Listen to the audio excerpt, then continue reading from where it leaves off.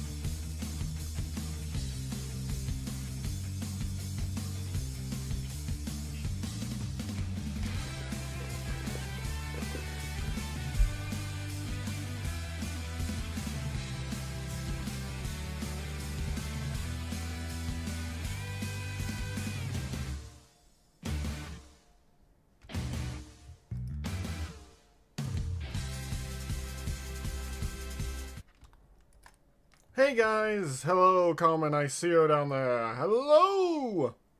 Yeah, I don't usually do reactions over on YouTube, but I guess people are gonna see how I do it over on Twitch, huh?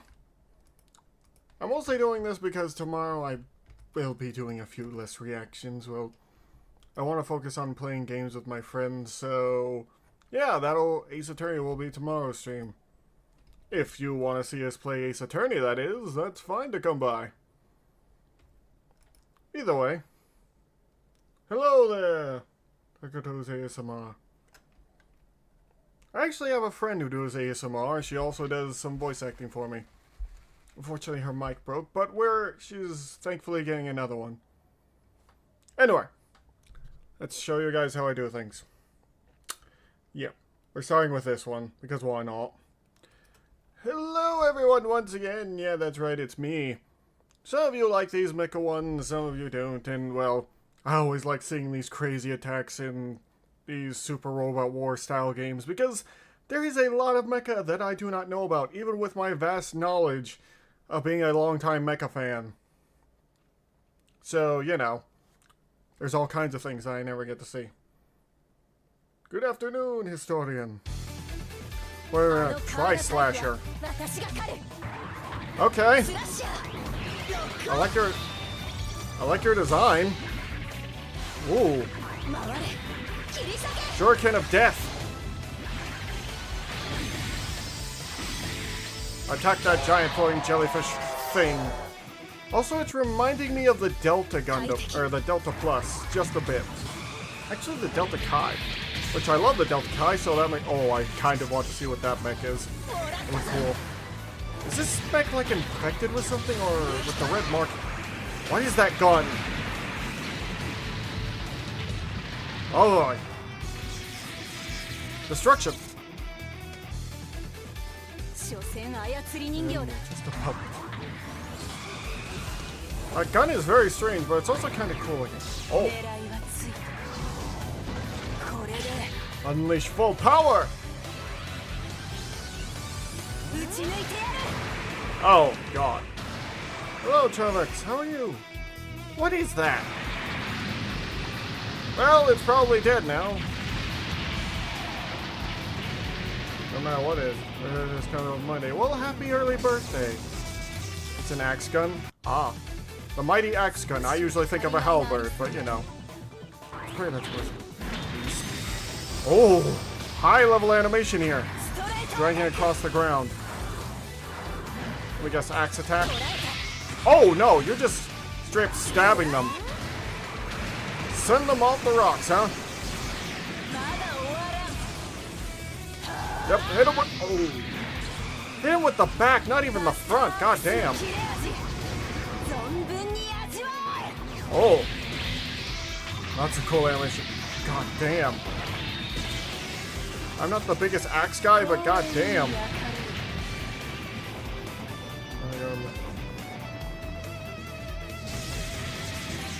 That older suit also looks really cool. I kind of want to know what it is.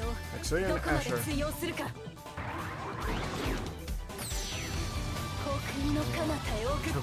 What's going on? Some more magical powers now? Because the gun's gone. What is happening? Are you just gonna beat him with your oh no. Drive? So the markings were for something. What? I didn't know it was a super robot. Oh! Just straight up summoned it. We're going magical mecha now. Never mind. Oh. Well then. What is happening?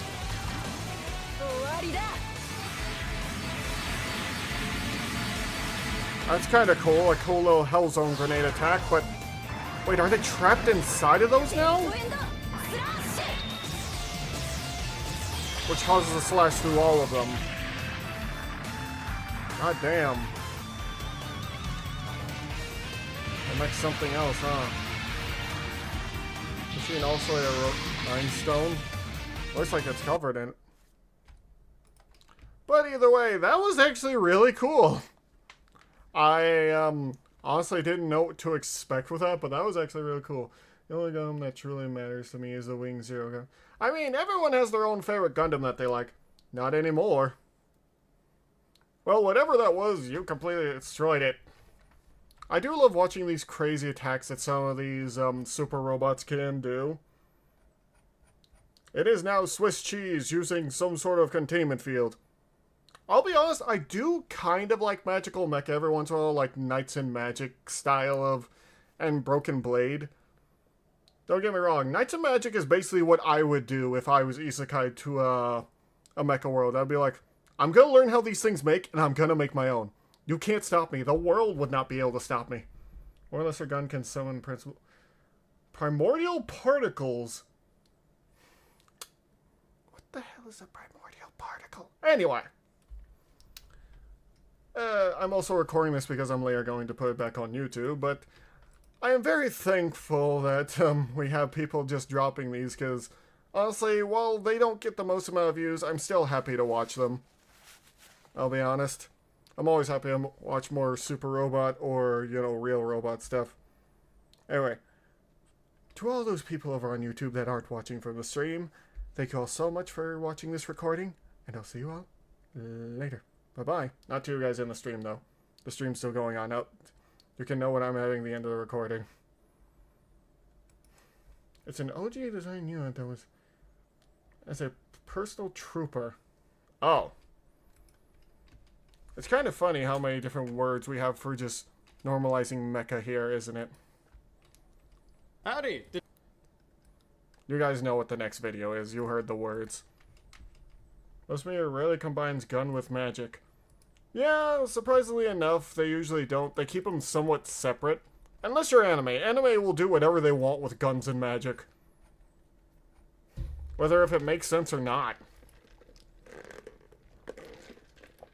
Anyway, on to the next video for the day. If there's any more videos you guys want me to watch, head over to the Discord and place down the link so that I can watch them. Anyway. Recording start. Hello everyone over there on YouTube who's not watching from the first ever stream of reactions I have on YouTube. I usually do these over on Twitch, but I thought today why not give it a try. Nanaha does it. I did have a friend who told me to watch it, but I'm not really all that into magical girl stuff, so... Guns and magic. Like Knights in Magic. Oh, anyway, we have another Rubik's Raptor. I am worried for what else he'll find in the Voices of the Void. My friend Fable tried to play this game, but he was having a little trouble with learning what was going on in the game, so he didn't really like it all that much. I can't blame him, though. Everyone has their own taste when it comes to a video game. We're not gonna all like the same thing. I love RTS games, even though I'm not the best at them. I mean, sure, I love throwing giant metal monstrosities at a group of enemies and just having them get caved in, but, you know, that's not for everybody. I still haven't played StarCraft for that matter. But then again, I was mostly a concert player for that time. Anyway, besides my dumb ramblings, into the video. Howdy! Today we're building a godless mechanical What? homunculus, getting transported to a fey mirror realm, and being Why? visited by unknowable cosmic entities. Once again, Wonderful. if you're just dropping by, Voices of the Void is an observatory simulator where you try to work a day job in the Swiss mountains, all while random events occur to terrorize you. Oh, This makes what? everyone's run of the game was unique, that? and it is so fun to play. So it's a dream that you guys enjoy watching this adventure unfold as well. Hope you enjoy my life in Boring. an anomaly filled valley in the Alps, and I will see you around. Also, if you're in the market for some very nice soap, Cheeky is doing 20% off your entire order with code Rubik's for the weekend. Get the spa soap, it will make your shower better. I've gone through like 3 bars of it. And with that, thanks for listening. On with the video. I like your ramblings. Well, that's glad to know. Most people don't like my dumb ramblings. It's why I kind of restrict those over to the Twitch streams where I just talk about all kinds of things. Right now I'm playing through Armored Core, Phantasma, and a bunch of other games. But yeah, I like doing this kind of thing and just seeing the crazy stuff some other people get over the year, like Rubik's Raptor. I desperately want to do a modded campaign like he does for Arma with Clone Wars, because while Clone Wars Battlefront 2 is getting a resurgence, it's there's still not a lot of people and it's still a broken mess. But anyway. So before stream, I ran into Why a does he have a glitch fish? with Voices of the Void, where Oh, my hey, Sol. main save file I'm is doing no all right. longer my main save file, and one of my backup save files has become my main save file, to the Oh. point where I got in a Discord call with one of the devs, the head of QA for Voices of the Void, Well, and it's we're always just good to staring see at you, this Sol. thing. It's like, well, I guess that's your main save now. My real Guess that's save your main file save now. is this one with the What? fucking cat alien smug face on it. What the fuck is that? My 3D printer is fully operational. To all my Dead Space fans, was that the Ishimura? For some reason that looked like the Ishimura to me. Swish, gravity falls, population, you are them, pretty much. And also, sorry I forgot about the thing, so I feel really bad about that. When I saw you were doing something else, I just felt bad, because I'm like, oh, I screwed up. Anyway. Now, and it prints soap. So, never Print mind. It soap? didn't crash my game. Is that a claymore? No. You can 3D I print want to those? see him raid this place now. What the Roomba. fuck is that? Is that the biblically accurate angel the hologram was warning me of? What? Did I say hi to it? No. No! Explicitly was told not to by the ICBM hologram PSA. You guys ready for this? There we go. What is that? What Shrimp is theft. Is that the alien cat A real people? picture of Jay. Depression arrives. Hello, Depression. You're always with me. I stole this straight from the Voices of the Void Discord. Oh my the god. Roomba's doing such a good job. As long as it stops eating gasoline. What was that sound? Uh, You like Morse code? Good for you, man. Roomba, no. Roomba, don't go out there. Something bad is out there. What was that? It's 11 a.m. It's almost noon. It should not be this dark. Don't panic. Yeah, it shouldn't We be. don't know what is happening currently. Everything just went pitch black. Keep doing what you're doing. It seems fine for now. We'll inform you in case something goes wrong. Oh!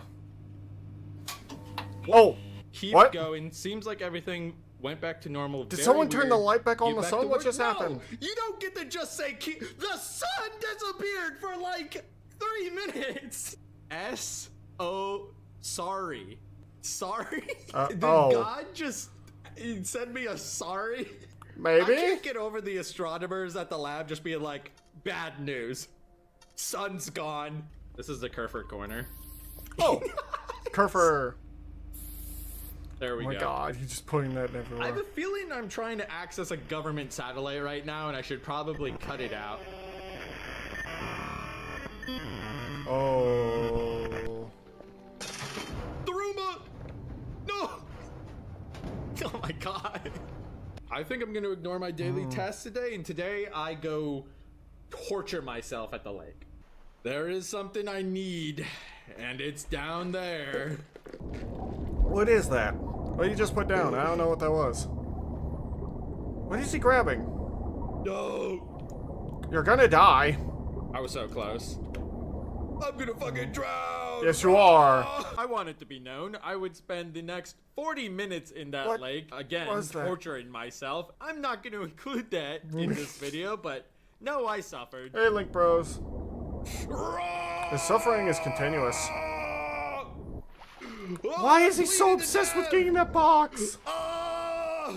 Just a little closer, please. Oh, he actually got it. Oh, What's in I it? did it, baby! What is- Omega AI module.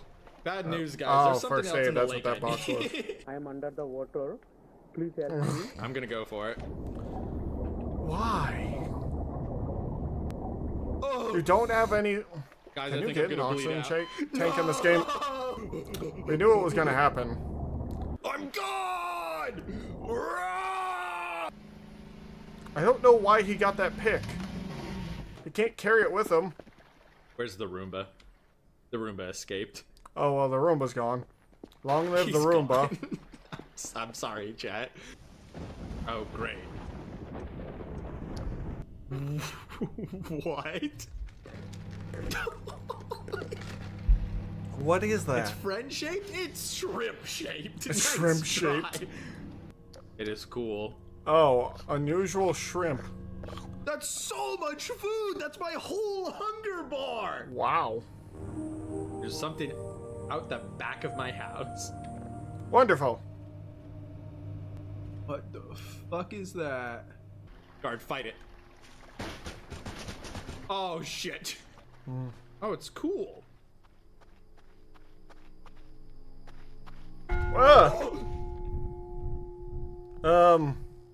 What was that? I'm in the fucking Fey Wood. Oh, in the Fey wonderful. Forest.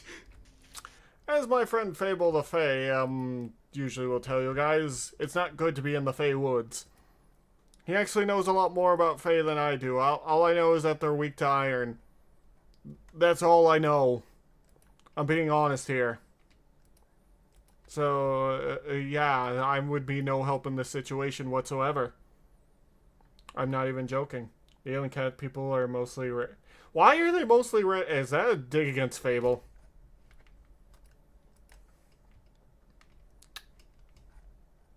Well, I don't know what to say to that. Where the hell am I? You should not be here. Oh. Hey, can I stay the night in your house? Cat girl aliens, please. I mean, you've I been got nice to the cat girl teleported aliens. by a Are they wisp-like here? entity. Is their house in like a different orientation? Maybe. Something's wrong. They're not here, so... Oh, you That was can a stay there. duck. Wait, and the camera's in the opposite direction. I'm in a fucking mirror world. Do I Wow. have to go find another wisp to get me out of the Fey mirror realm? Get cross-eyed nerds. Thank you, dev of this game. Thank you, Dave. Guys, I'm back home to my totally normal house. Just having the... That's something that I don't think I'll ever experience, but it's very funny. Is just having the dev come in and screw with you. That's something I don't think I could ever experience, but... Yeah. It's not something I could describe. Yep, this is my house, chat. Evil ass mirror realm version of my house. Don't eat Yeah, the food in the map's normally Feywilds. on that Well, yeah. side. This is where the server room normally is over here. Please stop. I hate this. This is just how it is. This is where the is it? staircase normally is. Oh, this would mess with my head so much. You're reversing everything where everything... Oh, no. No, you can't do this to me. I don't like this. Everyone's aware that this is the garage, right? My fucking poster is backwards. I got bad news, chap. This baguette, it might be a little more stale than I had originally anticipated. Oh. I have a pen, and I'm gonna hit it against this piece of bread. Listen to this. Oh! Is that coming through? I think I made a God heart damn. attack. I'm gonna take a bite now. No, don't. Delicious. gotta-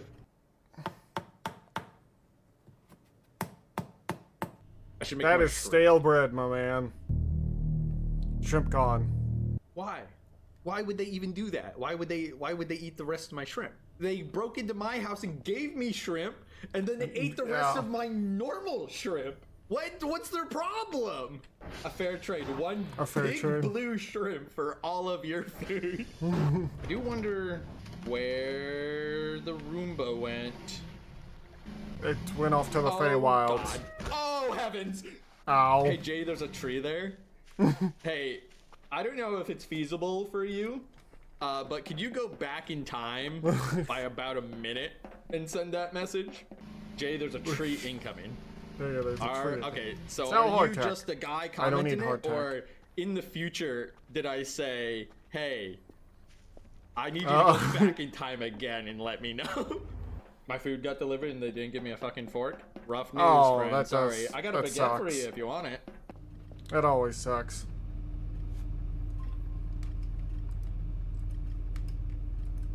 That's outside my house. Yeah. I can see myself on the camera. Oh boy.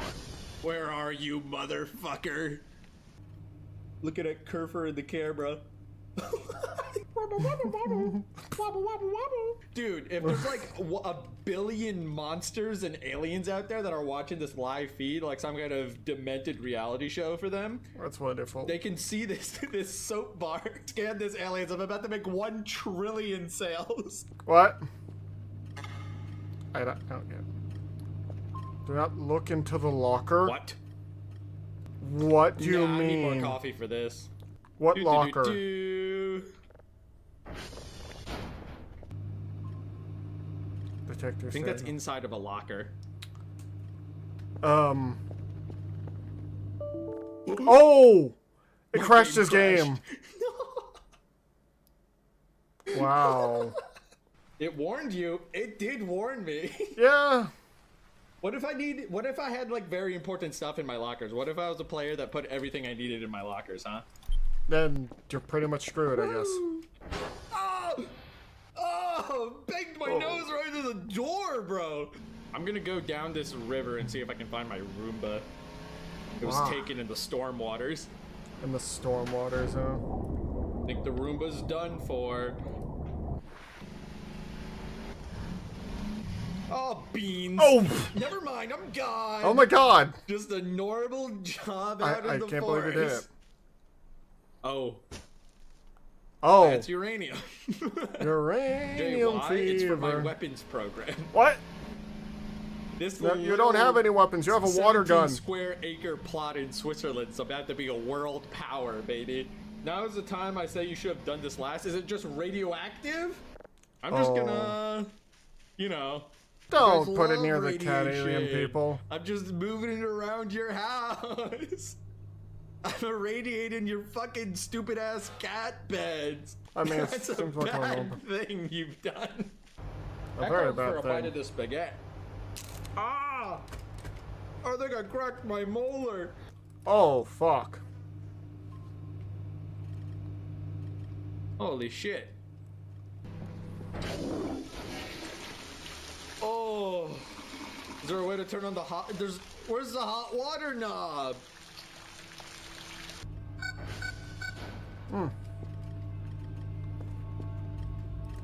What is that? Is it showing around his general area? What are those That's a things? lot of bullshit outside. What am I hearing? Saving error. Oh, save error. No. No. What? What do you mean it's Fable? I don't see Fable. The tower? I'm sure it's nothing and it'll just pass over. I'll get to the tower if something bad happens. Okay. It's turning purple. It's Um. not usually a natural thing.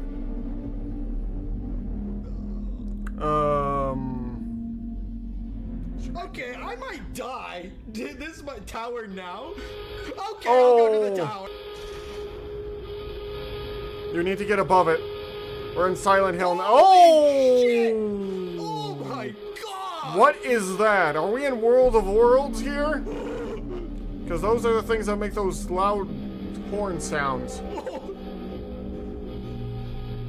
War of the World is happening, and I am horrified by Hey it. guys, am I gonna die? It's one of those. It's one of those tripods. Christ. I can't believe I went to go see War of the Worlds with my family when I was just a little kid. Yeah, it's War of the Worlds going on. That's horrifying. Just as long as you don't get hit by the lasers, you should be fine, because those turn you to dust. But yeah, I went to go see that movie when I was a little kid. It was not something they should have had me watch as a little kid, but because I was a very frightened little kid when I was younger. Not the best idea, I'll be honest.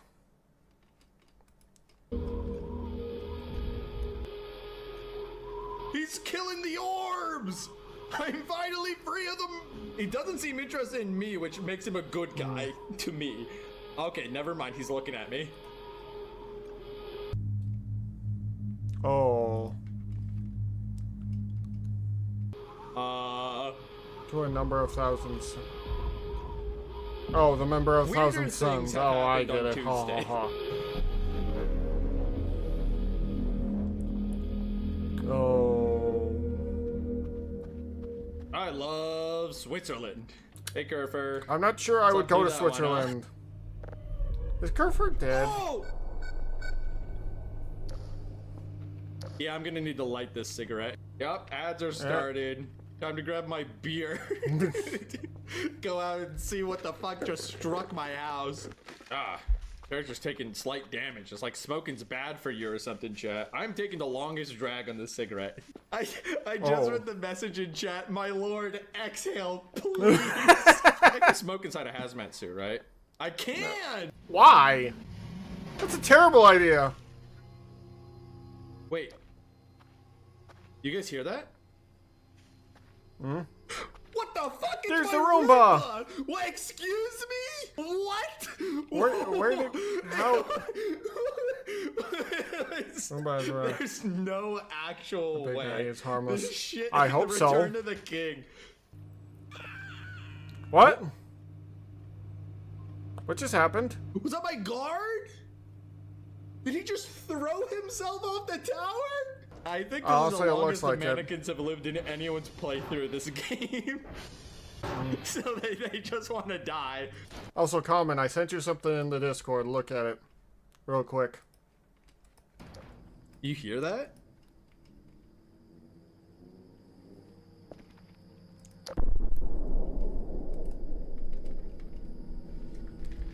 Target destroyed. Land SHORAD system successful hit. Nice try What? this time, aliens. Back to bed. It took him 2 streams to find that Roomba. Really? Uh-oh. Oh, sorry, hello, gamer car. Ah! Oh! He's dead. A confounding trick, my lord. Never attacks the player. Well, that's good. It's been awfully quiet around here. Bro, there was a walking pyramid outside yesterday. Okay, let's It's definitely scary, at least that's for damn start sure. fucking with shit for the cat. Because apparently I'm not allowed to stop streaming until I've assembled an affront to our god. What? Look at the flowers, Curver. Oh no. Poor Kerfer. He's dead. I thought he was dead Don't before. worry, my child, you will be reborn stronger. I hope so. Oh, he's making the pieces. Oh, he's giving him arms and legs. Oh, the dark magic, it's getting... Oh, shit! Oh, I sneezed inside my hazmat suit! I've actually done that before.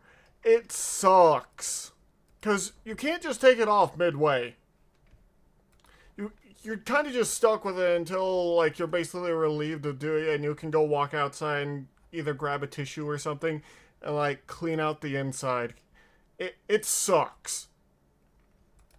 Like, it is not fun. Oh, it's everywhere, I can't see! Lucky enough, usually it doesn't get on that part of the mask where you can't see. There he is. You think God stays in heaven Oh my because god. he too fears what he's created? No. Oh my god!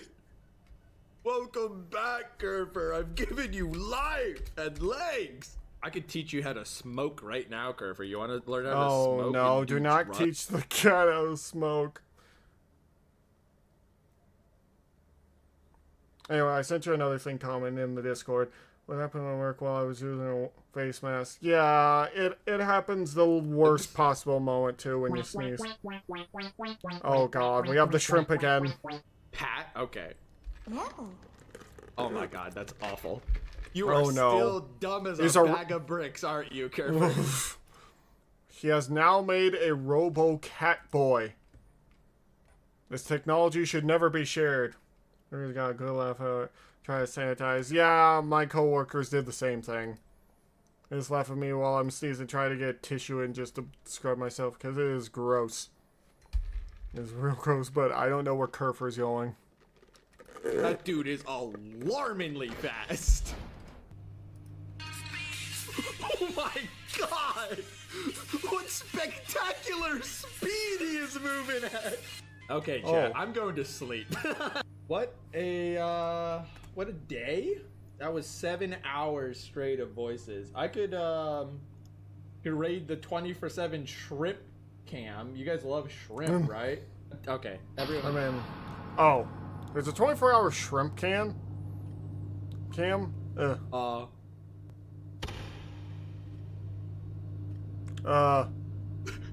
Right Should I when be worried? think I'm out, they Pulled me back in! What is that?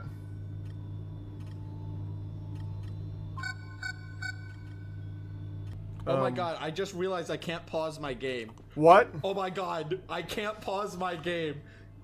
What does that Just mean? let me stop playing this game.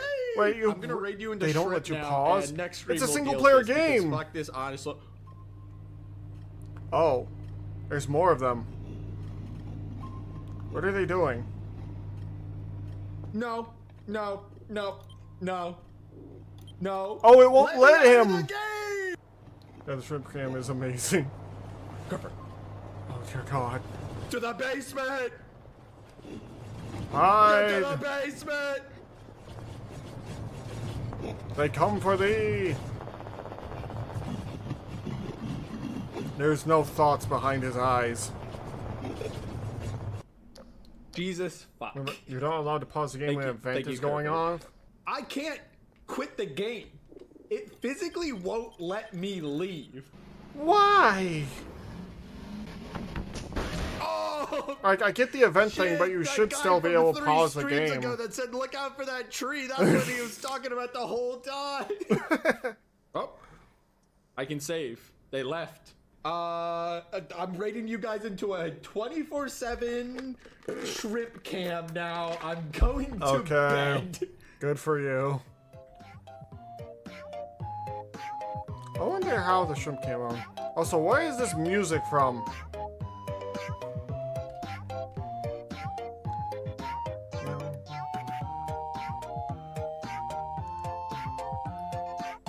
Oh, that's the end of the video, huh? So, he ran into more craziness. Kerfer got a whole body, but has not gained any more intelligence than I did before.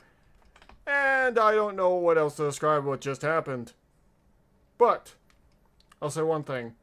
Those people currently watching over on YouTube, thank you. I'm about to end this recording, but not the stream.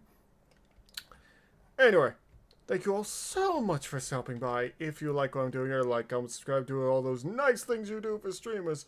This music is from Maxwell? Really? Huh. Anyway. We're going to end this part off, but if you want to see more, head over to my Twitch channel. You can definitely catch me streaming all kinds of things, and also reacting sometimes. Or you can catch my usual stuff. But either way, thank you all so much, and I'm always glad to see you guys. Bye-bye, and take care of yourselves. I will say I do have a Patreon going on where I only have it like $1 for just about everything there. Where the highest tier is $5. The reason I put it that low is because, one, that is as high as much money I would ever pay for a Patreon. I got a couple of interesting videos on 2 different mechanical layers. Wolves have layers. Laters. Oh, see you later.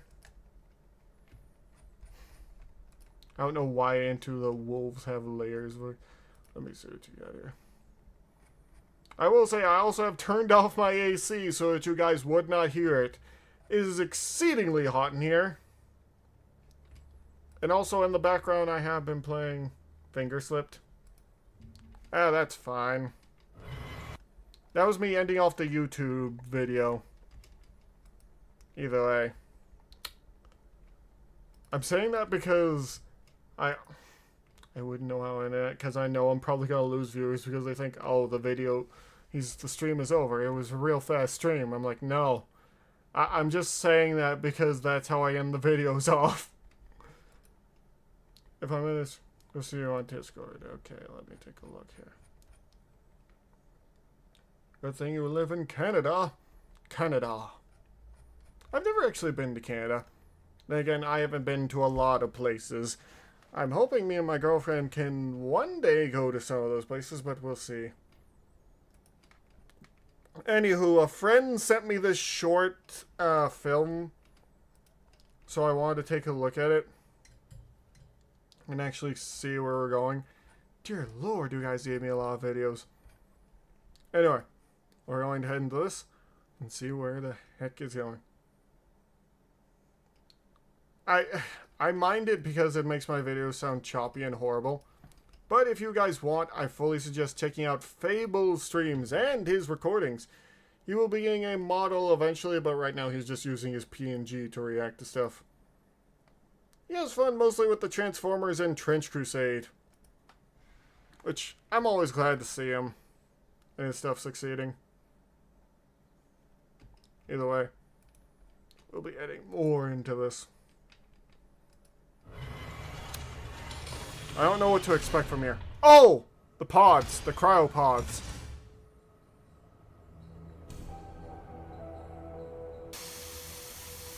Defrosting a Helldiver.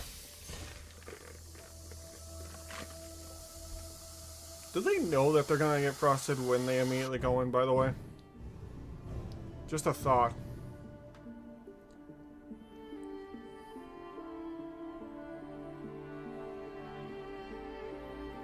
This music makes me think of Halo or Destiny. Oh.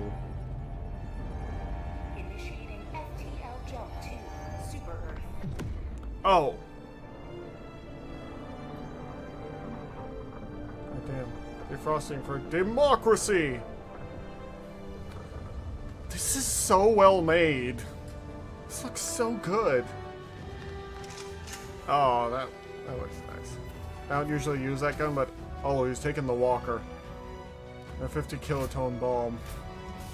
I will say this, guys, I have been playing a bit of more off-screen Helldivers. Mostly due to I wanted to help with the super stuff, and I also wanted the sword and some of the newer equipment they showed off. The sword's actually pretty good for the Illuminids. At least for their grunt units.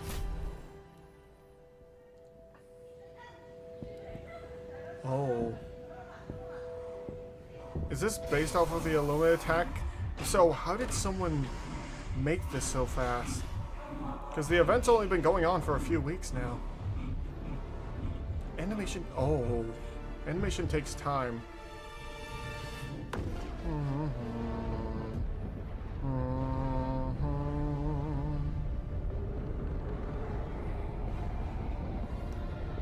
All those ships going inbound. Oh! Get thrown off. Oh! It's the robots. The bots.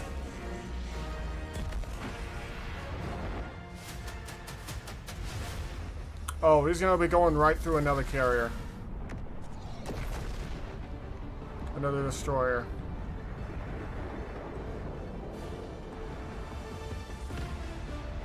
Oh. What is that? I've never seen that. I don't know what it is, but it's warped in and it's cool. How do you make just the hell diving part so cinematic as this? It's like I'm watching a battle from Star Wars here.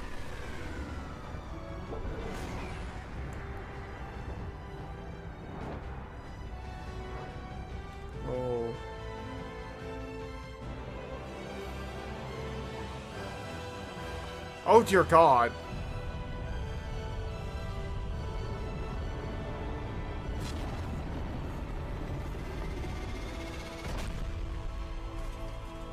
For Super Earth.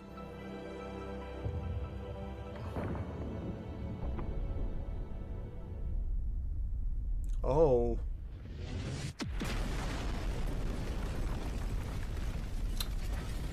Wow. Damn.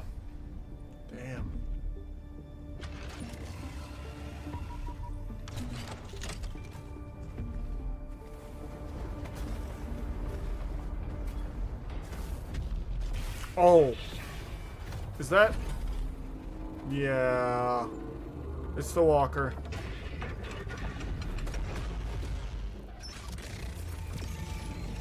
Oh, he's ready to go in too.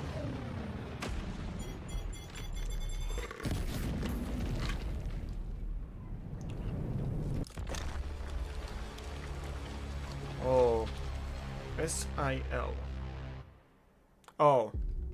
I see. What's that emblem for? Oh. Butterbug. Well. Oh, he used those for the programming. Or to make that. Well. That was a lot of good work. I gotta ask, what did you guys think of that? Because I think that was cool. Alright, I actually concerned about the health of Helldivers in lore. Their diet consists combat stims at wait, really? That's not good. Not in the slightest. We have another video ready. Poor people. That's a hell of a way to start it, Reggie, but you know. So, I gotta ask people over on the YouTube channel, what do you guys think of that? Did you like it? Did you hate it? I don't know. But either way. I hope you guys had fun with that. Still. I can't wait to see more. I don't know what exactly they're cooking up for that, but it looks interesting more or less. So, thank Cars for showing me that. I hope you guys like it. And yeah. This is the end of that video. And on to the rest for this stream over on YouTube where I react to stuff. Anyway. Yeah, it's a well-made animation. I don't talk about the Patreon a lot. Because, I just mostly post little snippet clips. I don't know what else I would post, I'll be honest. For that. I can't post the whole videos over here, that's for damn sure. Yeah, I just wish I was really in a more financially stable situation. Yes, I know I'm complaining and moping and blah blah blah. A dive was good, mouth. Good. Yeah, I will say that. That was a really well-made animation just for the dive.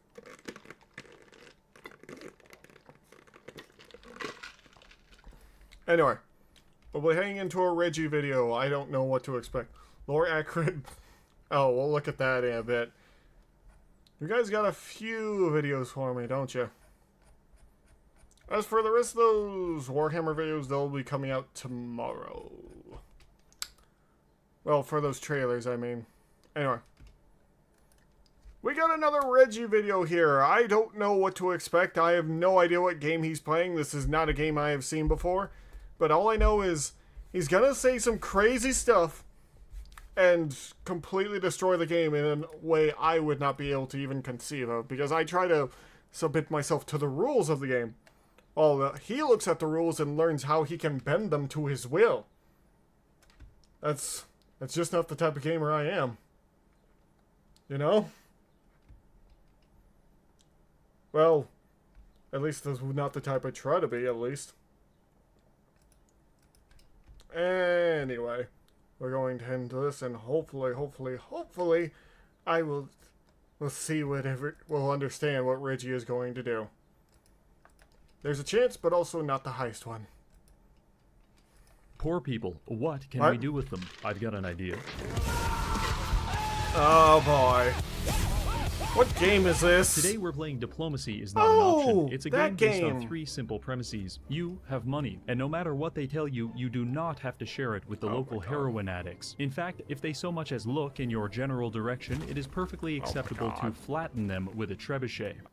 I've seen this game, but I thought it was more of just tower defense. I haven't gotten it on Steam. I might try it now because Our goal is he to makes expand games our look empire fun. and survive 100 days, but with each passing day, our drug-addled neighbors become increasingly violent and deranged. Can we leverage boy. the military-industrial complex to subjugate the poor, or will they destroy society and cannibalize Oh, us? dear There's God, only that's a one way to large find army. out. But first, a word from our sponsor. This video What's is the officially sponsor? sponsored by Raid Ah. Shadow Legends, a game with an impressive collection of over 700 champions, with my favorite being Queen Eva. Alright. And now I have the Okay, ultimate pleasure of introducing you to Professor Yes, Death yes, Knight. you've already told Good me. I luck. don't know why you are. Professor Death Knight here with a lesson about Live Arena, the new Okay. PvP mode, where you can fight against other players in real time. Live Arena has a draft feature where you can pick okay. and champions to fight for you. When you win matches, you'll get Live Arena crests towards unlocking special area bonuses. All right, class. Any questions? Oh, Jesus Christ. Yeah, I have one. I have a question. What? Why? Okay, no, for real. What is What? your favorite walkout music for the arena? It's gotta be upbeat, high tempo, like a song that really pumps up the jam. Sorry, you know All I'm right. like 1,000 years old, right? Yes, What is this joke? I don't. Maybe it's just not funny to me, but I don't get can it. tell. Thank you, Professor Death Knight. That will be all. Okay, Alright, if you've even made it he's this done far, with you it. deserve a reward. Wait, Some what? new players can use the promo code on the heck screen was to that receive just a skin there? for Stag Knight. I think it looks nice, Oh. and it was designed by JonTron. This is available Really? until October 7th. And for That's everyone actually a else, pretty you good can unlock design. legendary champion Sun Wukong by simply Why is Sun logging in on Wukong 7 here? different days between now and October 23rd. Finally, use the link in the description to receive this, and this. Simply amazing. Thank you, Raid. Now back to the video. Now, Alright. I'm not going to lie. I've attempted this challenge several times before, and each Oh, time it no. ended something like this. Man, fuck this game. Fucking piece of shit. But I've learned from my mistakes, and I will no longer Alright. fall victim to esoteric game mechanics such as starvation. So let's begin. We Oh. choose the Labyrinth of Pain. This map is known for having plenty of rock formations that will annoy the ever-living shit out of me whenever I try to build literally anything. But they also create choke points, which allow my trebuchets to do this. Makes sense. Choke points are good for fighting. The NFL will. As I was Theme saying, song. day 1, we load in with a lovely castle and a few units of archers. We are also greeted by a man with a surprising lack of eyeballs, who informs us that we are going to die, but we should take some solace in the fact that we can take thousands of illiterate peasants with us by putting up a good fight. I like this guy. We did some scouting to find the All right, south is then. almost entirely protected by rock formations, with the west being forested and the east being mostly plains, which will make it good for building. Now, the economy of this game is very simple. There are 6 resources: wood, stone, iron, food, population, and most importantly, gold. By building workshops such as lumber mills, our loyal servants will chop down trees, process them into planks, and then carry them to a stockpile. Honestly, it reminds me of Stronghold Crusader and my countless memories of the Caliph repeatedly sodomizing me in the desert, and that makes me smile. Oh God. You are losing us this war. Now, there's nothing quite That's another game I should try at some point. There's so many RTSs I need to play. There's so many games I just need to play in general, I'll be honest. But working a full-time job doesn't really allow for some of that. Anyway, I can do the video. like slowly draining the resources from your surroundings like some kind of parasite. But everything is finite, which means we're going to have to expand outward and possibly relocate the native population. And by Alright. relocate, I mean we'll be taking them from their current position to a mass grave. I split my forces up and did some Oh, boy. exploring to find plenty of shanty towns where the peasants like to congregate and compete to see who can smoke the most PCP. We need What? this land for building houses, so I spent the What? next couple of days using a catapult to negotiate the terms of their surrender.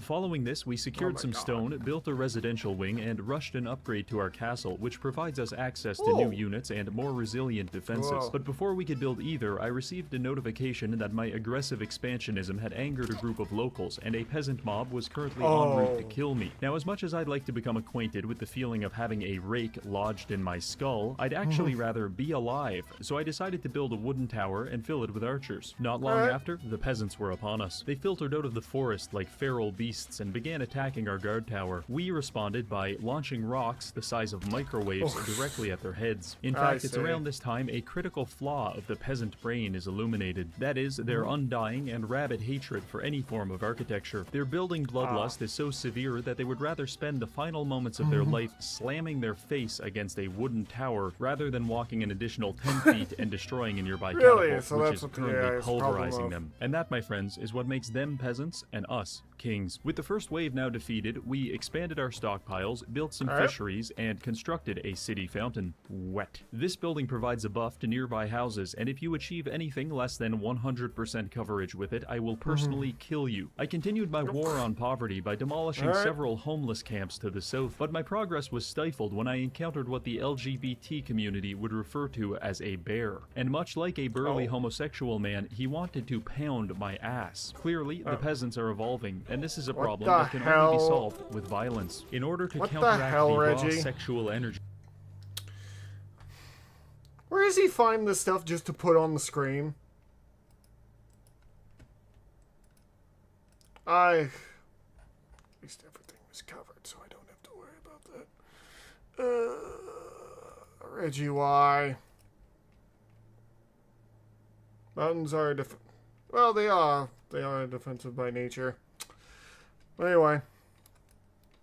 Radiating from these homeless freaks, I decided to expand our military with some axemen and healers. After repelling a few more enemy raids, we were on day 12, and the kingdom was expanding nicely. We have a hospital, a tavern, and several walls that I just forgot to finish. Actually, this is a learning opportunity, because whenever you play a game like this, you will inevitably manifest several stages of grief, just in the wrong order. It all starts with denial. I'm surrounded by murderous psychopaths, but they wouldn't hurt me. Then bargaining. Okay, maybe I should build some walls, but really I'm going to expand here eventually, so the wall should go there. But if it goes there, it may as well go here, which is basically all the way over there. This mentally ill series of rationalizations ultimately results in you deciding that the only acceptable defensive formation looks something like this. What the hell? You never build these walls because your profound disconnect with reality causes you to lose the game on day 18 when you get attacked from two sides, neither of which have any protection whatsoever, which is when you finally manifest anger and quit the game. So in short, it's time to build some goddamn walls. Here's the plan. a lot of walls. Little walls here, here, and here. Big walls here,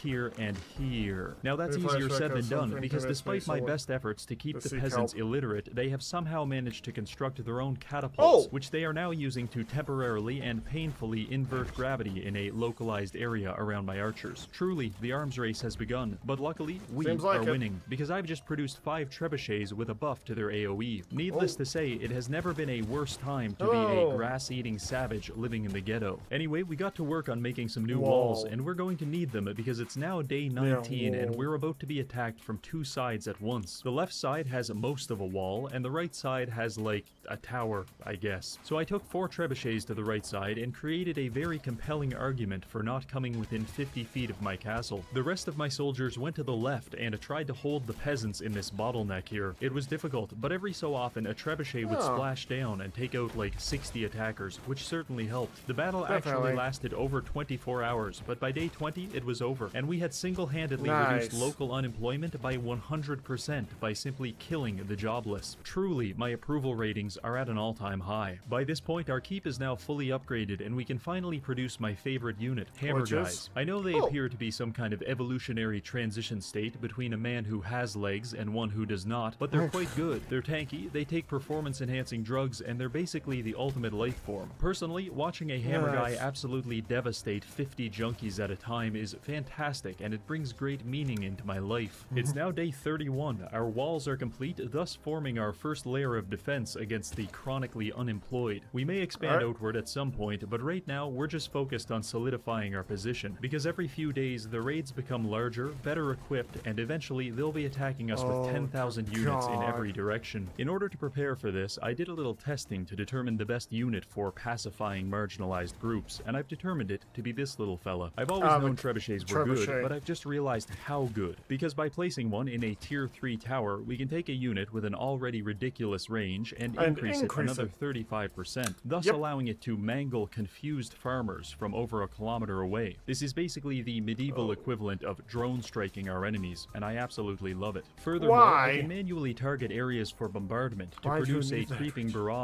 When this is happening, I can say with 100% certainty that you won't be making it from here to here without undergoing a catastrophic rearrangement of your anatomy. Given this, I believe trebuchets to be basically he's created a pigeonhole area where literally there is no chance of you getting in. There's literally no chance.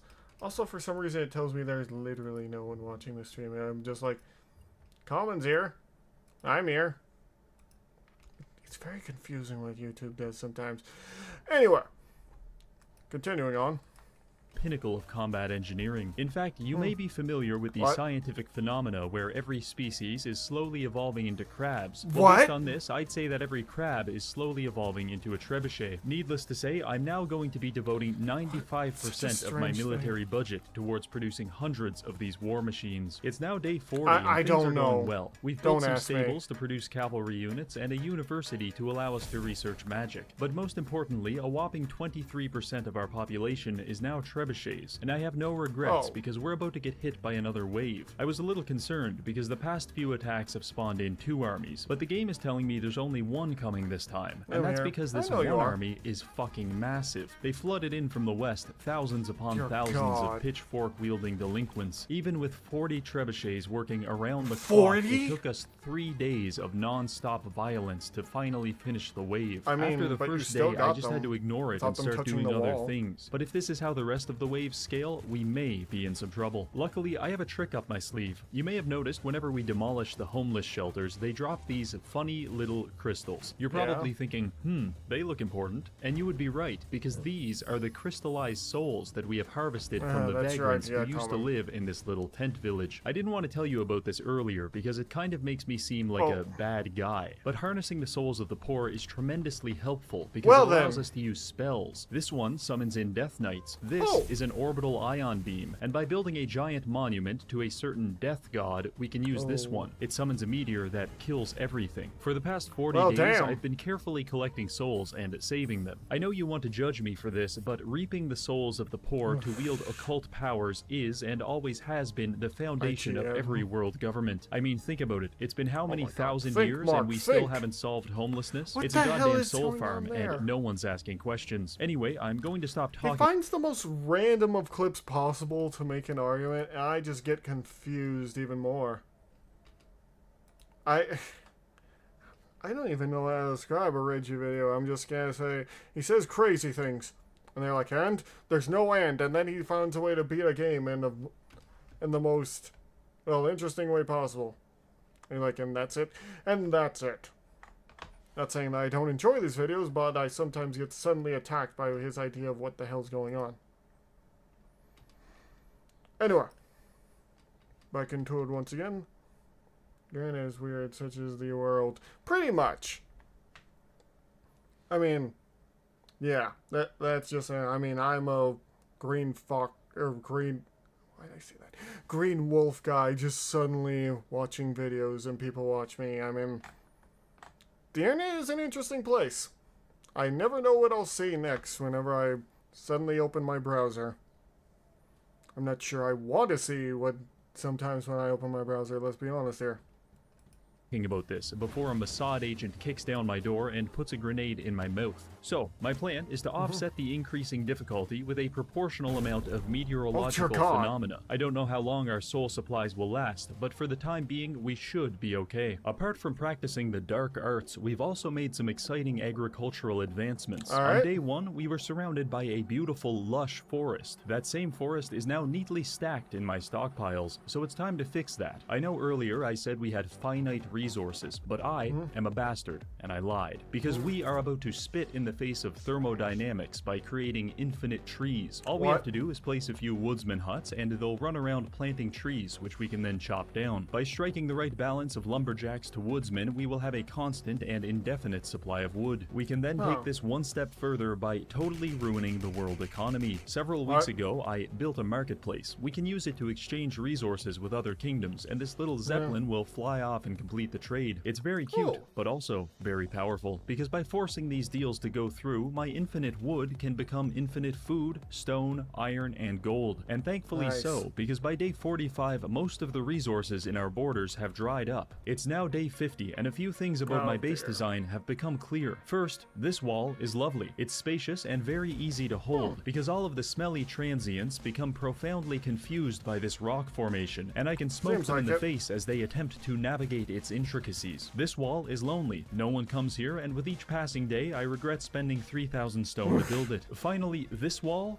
is an absolute bastard. I don't really know why, but the game just loves hammering me over and over again in this exact location. Every wave, I bring down 3 meteors on these filthy little men, and still, they persist. Still get the up. assault on day 57 really highlighted this issue, because I was diverting so many trebuchets to handle the corner from hell that the rest of my base was starting to falter. I've been using my soldiers to try to fill the gaps, but every time one of them dies, I experience a catatonic breakdown, because I'm trying to save them for later, and watching this number go down is remarkably stressful. So clearly, we need a better solution. Obviously, more trebuchets, but to be able to afford them, I had to expand into this area. It's worth it though, because from this position, we can spawn camp the peasants as they load into the map. Is this a dirty tactic? Is it cheating? Does it possibly make me bisexual? Yes, to all of the above, but I'm not going to stop, because we still have 40 more days to go. Also, it's worth noting that a few of our soldiers have died in recent conflicts, and their rotting bodies are starting to stink the place up, so I built a graveyard to get rid of them. Now, I'm going to tell you something that I wish someone told me. It might seem like placing a graveyard near the front line is a good idea, because that's where all the bodies are. However, when that graveyard is inevitably destroyed by a band of insane Cro-Magnon men, all 200 bodies that were buried there will become zombies, and they will kill you. This happened to me in a previous save, and I almost cried. So, graveyards in the back. Now, I'd like to say we have really entered into something of a renaissance by day 61. Yes, we are being invaded by 7 armies at once, and it is terrifying. But by carefully abusing certain financial markets, we have managed to make 98 trebuchets, which now account for 38% of our entire population. Truly, we live in a gilded age. Imagine being so clouded by jealousy that you even attempt to resist the beauty and splendor that is King Reginald's empire. I used to think these people belonged in cages, but now I weep for their lost souls, for they know not what they do. As with any renaissance, ours was marked by several great scientific advancements. For example, we researched advanced soul stealing, which allows us to extract souls from inanimate objects such as enemy catapults. This is very important for maintaining the soul economy. We also researched boiling oil. Now, all of our walls are capable of some basic level of self-defense by simply dumping a few gallons of scalding grease on their attackers. This might not seem like a big deal, but if you're an inattentive piece of shit like me, then this is a very big deal, because there's nothing worse than your entire army being over here, only for some jackass with a gardening tool to start his career in freelance demolition all the way over here. But now that same jackass has 3rd-degree burns on 100% of his body, and I don't feel bad at all. Finally, I tried using some horse archers, because I know just how good they are in Mount and Blade. Turns out,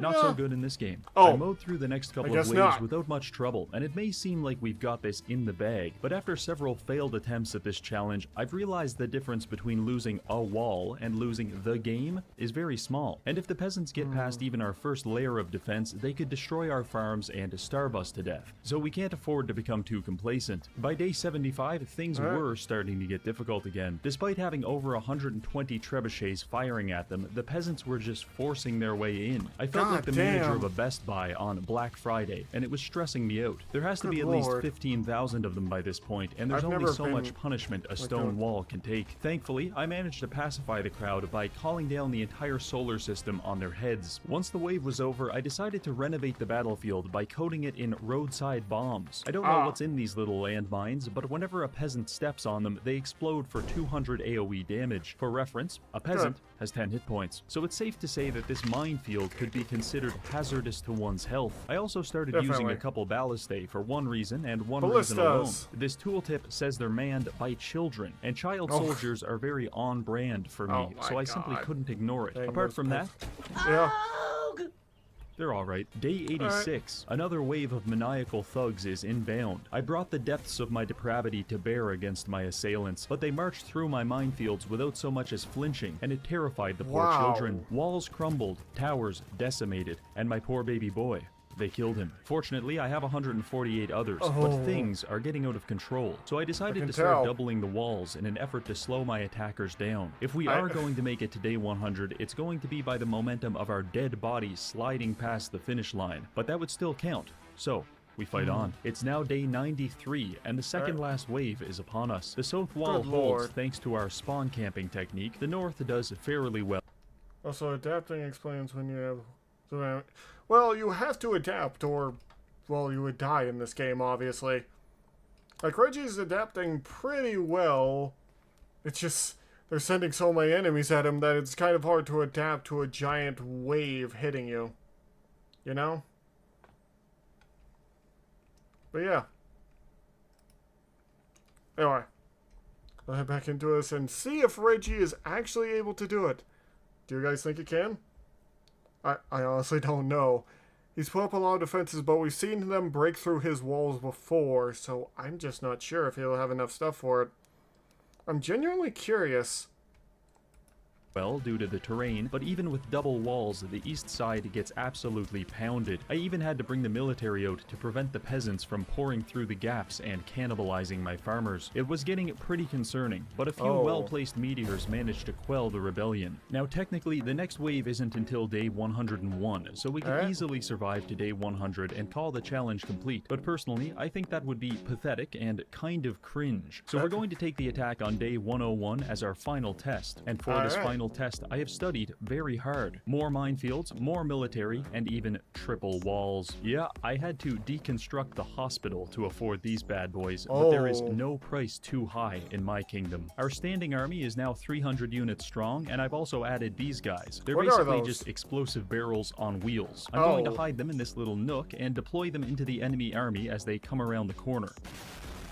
Day 101. Within minutes, the final wave will come barreling down on us like an errant locomotive, and it is our job, nay, our moral responsibility, to throw rocks, landmines, and children at that locomotive until it comes to a grinding stop and explodes on the tracks. And look at that, here comes the pain train, speeding onto the map with 3 waves in our favorite corner, 2 waves from the south, 1 from the west, and 2 up top. I deployed my army to the top right to help alleviate the stress. Surely, this won't be too bad, I thought to myself. Well, imagine my surprise when the entire population of India slowly filtered onto the map. This is only one of the 7 waves currently attacking us. The peasant mob crashed against our walls like bags of raw meat being flung out of a centrifuge. But I have faith in my castle because it is a monument to hostile architecture. This is what those spiky park benches wish they could be. In the top right, my army was engaged in a razor-close battle against approximately 10% of the enemy population. Meanwhile, the south was holding its ground thanks to an effective implementation of being a scumbag. However, up north, we were having less success. I managed to use one of these barrels to explode some peasants, which was nice, but then I kind of messed up the other one because it exploded too soon and set off a chain reaction that killed everyone else. An unpreventable tragedy if I ever saw one. Speaking of unfortunate situations, the West is undergoing something of an unconsensual renovation project, which is very problematic. While I was trying to sort that out, I failed to notice this number going down very fast. It represents my currently alive soldiers. I don't know what happened, but 200 of them are now dead. I tried to retreat my remaining army, only to accidentally run it into an explosive barrel and kill all 70 of my healers. Truly, this is our darkest hour. I'm a little worried, but I have one last secret weapon. I'm sitting on a stockpile of 400 human souls, which is enough to call in 40 meteors. And that is what a sane person would probably do. But who are we kidding here? Because I've spent the past 100 days gathering arcane knowledge to upgrade one of the worst spells in the game into a reality-destroying cataclysmic event. It's this spell right here. Normally, it summons 5 Death Knights. Not great, not terrible, but I upgraded it. Now, 10 Death Knights. And then, I upgraded again. It now summons 30 undead warriors per cast. With a cost of 2 gems, we can afford to use this spell 200 times to summon a grand total of 6,000 Dark Knights anywhere on the map. So you better believe I did just that. As Become my the frame true rate necromancer. grinded to a halt, I snapped my head back in maniacal laughter because Oh my god! That's insane. You became the truest, most powerful necromancer. Even more than the vampires of the... Not the Vampire Coast. Of Warhammer I knew Fantasy. the peasants stood no chance. The 6,000 Dark Knights made short work of pretty much everything on the west side, and they allowed me to gather more souls so I could afford a few tactically placed meteors in the top right. You could say it's all coming together. Once my frame rate had a pulse again, I surveyed the area to see the south was fine, the north pretty good, the west almost completely empty, and the top right kind of a shit show, but basically everyone's dead. Fun fact, this battle took so long to complete, some of the corpses actually reanimated as zombies and started attacking me all over again. But we killed them too, and with that, we have finally survived 100 days and completed our challenge. I want to 104 thank days. this month's patrons for supporting me in my war on homelessness. And lastly, thank you for watching. Wait, don't forget to download Raid Shadow Legends using the link in the description to receive all these rewards. Alright, see you later. Well, that was a hell of a thing that just happened. I don't know what to feel about it, but I'm glad he was able to get it through. I honestly thought he might lose, but he made it through at the very end, which I was honestly surprised by. Not a bad thing, though. Very interesting, though. Anyway, I'll say this to all the people over on YouTube watching from the view or watching live. I usually do these streams over on Twitch, so if you want to join for those, you can. Like, comment, subscribe. You know, usual stuff. And that's where this recording is ending. Not for the live.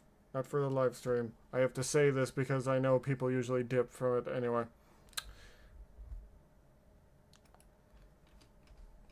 Anyway.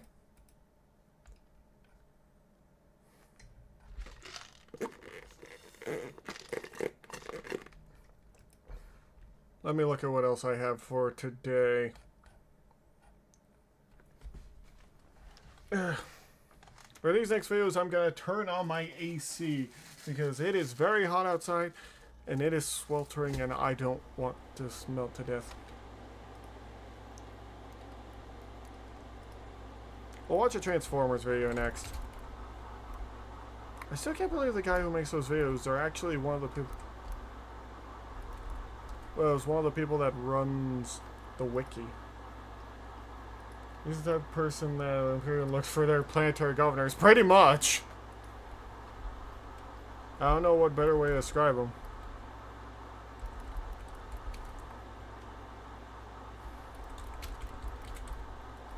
Oh, also one more thing. Guys. Fable's videos are over here if you want to look him up. You can use it to help him, and he also streams as well as I do. He's been posting some of the stuff we've been watching over on the Patreon. Little shorts of it, at least. Not all of it, obviously, but some of it. So if you want to watch those, go check out his little videos. Anyway, back to what I was doing. For a Transformers video, I'm not sure who would. You know what? We might as well.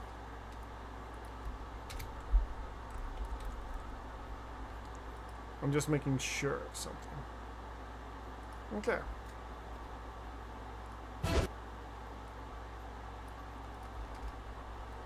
We get everything ready. And boom. Yeah! Hello everyone once again! That's right, we're doing Galvatron. The mighty Galvatron! Because why not? Galvatron has been one of those things where I just remember from... How should I put this? I remember him from the Energon trilogy. Not the Energon trilogy, the Unicron trilogy. Because he constantly was Megatron, then transformed into Galvatron, then went back into Megatron. It's very confusing. I don't know why they did that so much. Yes, my AC is on in the background. It is getting too hot, and I just can't deal with it turning it off, I'll be honest. But either way, we'll head more into those, and other than me seeing him in the Energon trilogy, oh, the better Megatron, yeah, it's usually what he upgrades into. Like, is there a time where he's upgraded into something that wasn't Galvatron?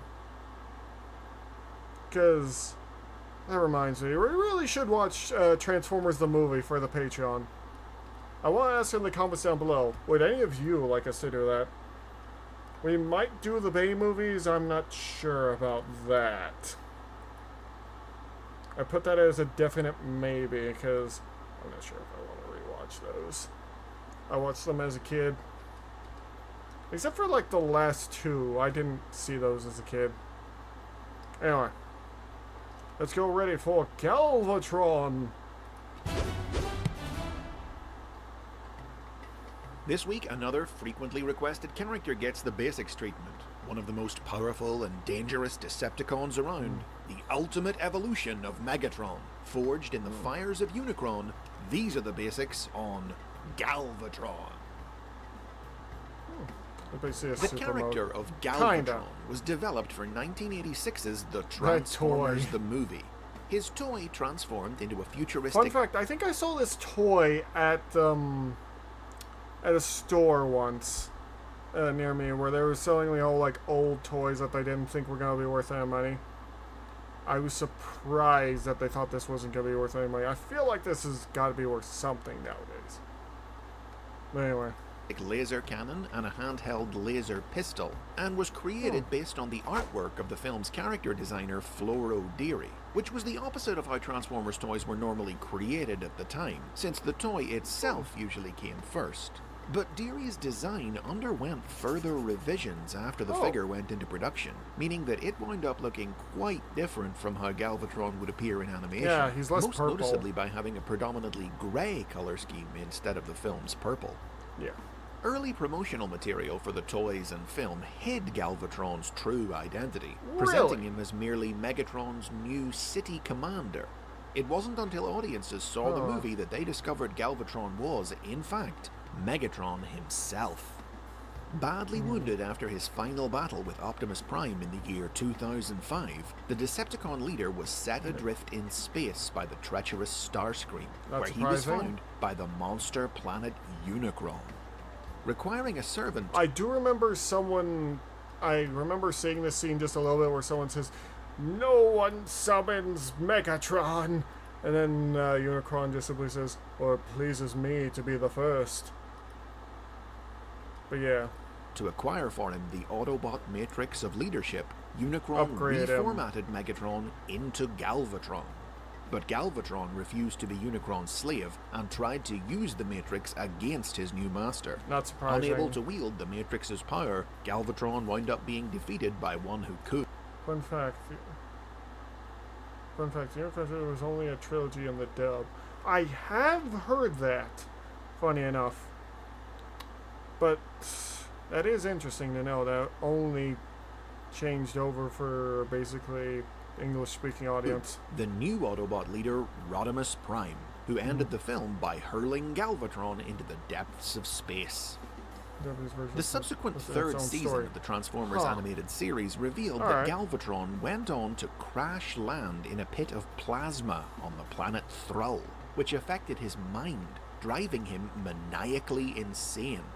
It was in this unhinged state that he returned to lead the Decepticons against Rodimus and the Autobots for the remainder of the series. But his instability sometimes made him as much of a threat to his own troops as to their enemies, leading to a showcase episode in which they attempted to commit him to psychiatric care, with predictably disastrous results. Yeah.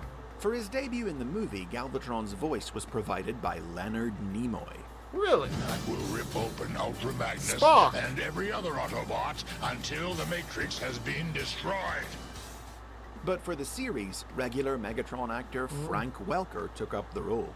Crush the earth and its puny humanity! Crush anyone, anything! That is a very different voice.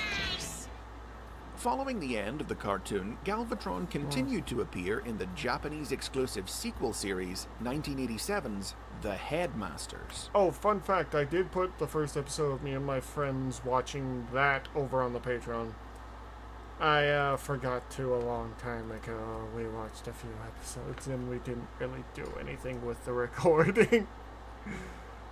We did some stuff, but we didn't do much. We should really get back to watching that. That sounds familiar. Frank Welker has done some work for Transformers. I just can't remember what exactly characters he played. In which he attempted his craziest plan yet, fusing his body with the Earth itself in order to transform himself into a Unicron-like being. He was stopped by the Autobot headmasters, who crushed him under an iceberg. And that was the end for Galvatron, until the 1991 series Return of Convoy, when his remains were recovered by the alien Dark Nova, and he was rebuilt into Megatron once more. What is this new look? Galvatron was also a major character in the Marvel comic published in the United Kingdom, which, like the toy, based his appearance on Floro Deary's early design, complete with grey colour scheme. That's fine. The comic presented Galvatron as a time traveller who came back from the future era seen in the movie to menace the Transformers of the then-present day of the 1980s. Physically invincible, but with a tenuous grip on sanity thanks to his abuses of time travel, Galvatron spent over 100 issues plotting to ensure his dominance in the future. He repeatedly faced off against Ultra Magnus in some of the most iconic clashes of the series, but the pair never got to have a final battle. Instead, Galvatron met his ultimate end when the time stream caught up to him, and he was torn to shreds by a rift in the fabric of time. God damn. Galvatron grew to become a favourite of UK writer Simon Furman, and a year after the character's demise, Furman decided to introduce a new version of him in the pages of the American comic book. Cool. This Galvatron, who later came to be known as Galvatron 2, to distinguish him from the character who had appeared in the UK stories, hailed from a post-apocalyptic alternate future where the Decepticons ruled Earth. Alright then. He was brought to the present against his will by Unicron to serve as his herald, but just as rebellious and as insane as ever, Galvatron turned on his master and set out to conquer present-day Earth. He was defeated and sent to an icy grave by Fortress Maximus, but he would return in the 2013 sequel comic Regeneration 1, providing Furman the opportunity to write the final Galvatron Ultra Magnus showdown that the UK comic had lacked, even if it wasn't the same Galvatron. I mean, he still is. The 21st century would also see Galvatron 2 make some scattered appearances in Japanese media, which presented him as having travelled across time and space into the universe of the original cartoon. The first new character to bear the name Galvatron was the Predacon leader of the 1998 Japanese exclusive series Beast Wars 2nd. However, just like the Beast Wars version of Megatron, he was a distinct character separate from the Generation 1 original who shared his name. And this episode is long enough already, so like Megatron, I'll talk about him in his like own the design video though. someday. It's kind of silly. The first series to revisit the original idea of Galvatron as an evolved version of Megatron. On that note, maybe I should watch a lot more Transformer shows for the Patreon. Just a thought of me thinking by myself, but I question what you guys in the comments would think if we did something like that. Just wanted to know for later. Anyway. Was 2001's Robots in Disguise, in which an infusion of mysterious energy from an underground pyramid upgraded this series' version of Megatron with vampiric energy-draining powers. Rather than a brand new toy, as in Generation 1, this Galvatron was simply a recolor of Megatron, beginning a practice that would continue for the next several years. All three installments of the Unicron trilogy also featured their own recolored Galvatron. In each series, Megatron would become Galvatron, then apparently die at the end of the series, return to life as Megatron at the start of the next series, and then be upgraded into Galvatron again. In 2002's Transformers Armada, a Minicon Power Boost transformed him. In 2004's Transformers Energon, which directly homaged the design of Generation 1 Galvatron, it was immersion in Super Energon. And in 2005's Transformers Cybertron, it was the energy of the Cyber Planet key of Gigantian, the giant planet. Now, where Generation 1 had drawn a pretty clear dividing line between Megatron and Galvatron, these new Galvatrons were just treated as being Megatron with new colors. Yeah. There was no accompanying change in form or voice or personality. The next Megatron to undergo the evolution into Galvatron was the live-action movie incarnation of the character, as seen in 2014's Age of Extinction. After his decapitation, I did see a bit of this, where he goes, I am Galvatron. They're like, you don't have a spark. I'm like, I'm confused. What does that matter? I saw a bit of this, but I don't know why him having a spark in the movies matters. Is it because he's a clone and he doesn't have a soul? What's going on here? By Optimus Prime in 2011's Dark of the Moon, Megatron's severed head was acquired by tech company KSI. Unaware that Megatron's brain still functioned, KSI were clueless as he secretly took... Oh, hey, Momocat, how are you? Doing good, how are you? Good. Oh, you sound like you got a better mic. I plugged in my headset and set it up onto the new computer. Oh. Oh, by the way, I have to ask, did you get a new phone? Did you get your new phone as well? I'm not spending almost $1,000 on a new phone. Oh. Not right now. You need to get an older one, like an iPhone 8 or something.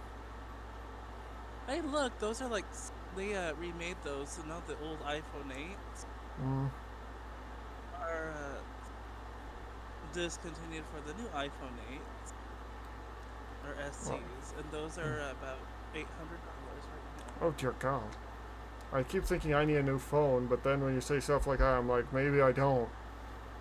And not to mention, the tariffs on iPhones are going to make them go up to...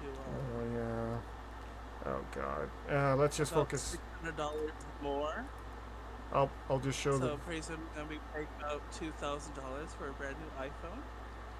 I don't want to focus on that. I want to focus on funny Transformer stuff. I'll show it here. Control of their initiative to create man-made Transformers and constructed a new body for himself into which he transferred his consciousness. Reborn as Galvatron with an atypical truck alternate mode and with Frank Welker returning to reprise the role, he was now a soulless revenant without a spark. You have no soul. That is why I have no feeling. What does that mean? But when he returned in 2017's The Last Night, just like the Unicron trilogy, he was back to being Megatron again with no explanation. Don't understand why. This emergent tendency to treat Galvatron as a sort of temporary powered-up form for Megatron, who inevitably defaults back to his original identity, is likely an outgrowth of Hasbro's steadily increasing efforts to maintain a consistent core cast of recognizable characters across the different Transformers series. Simply put, they don't want to replace Megatron. Witness the Megatron of Transformers Prime, who was evolved into a new, more powerful form by Unicron, but whose name didn't change. The original Galvatron remains a fan-favorite character who's continued to make intermittent appearances in 21st century media, and toys and merchandise of him have continued to be released, including a reissue of his original toy in animation-accurate purple.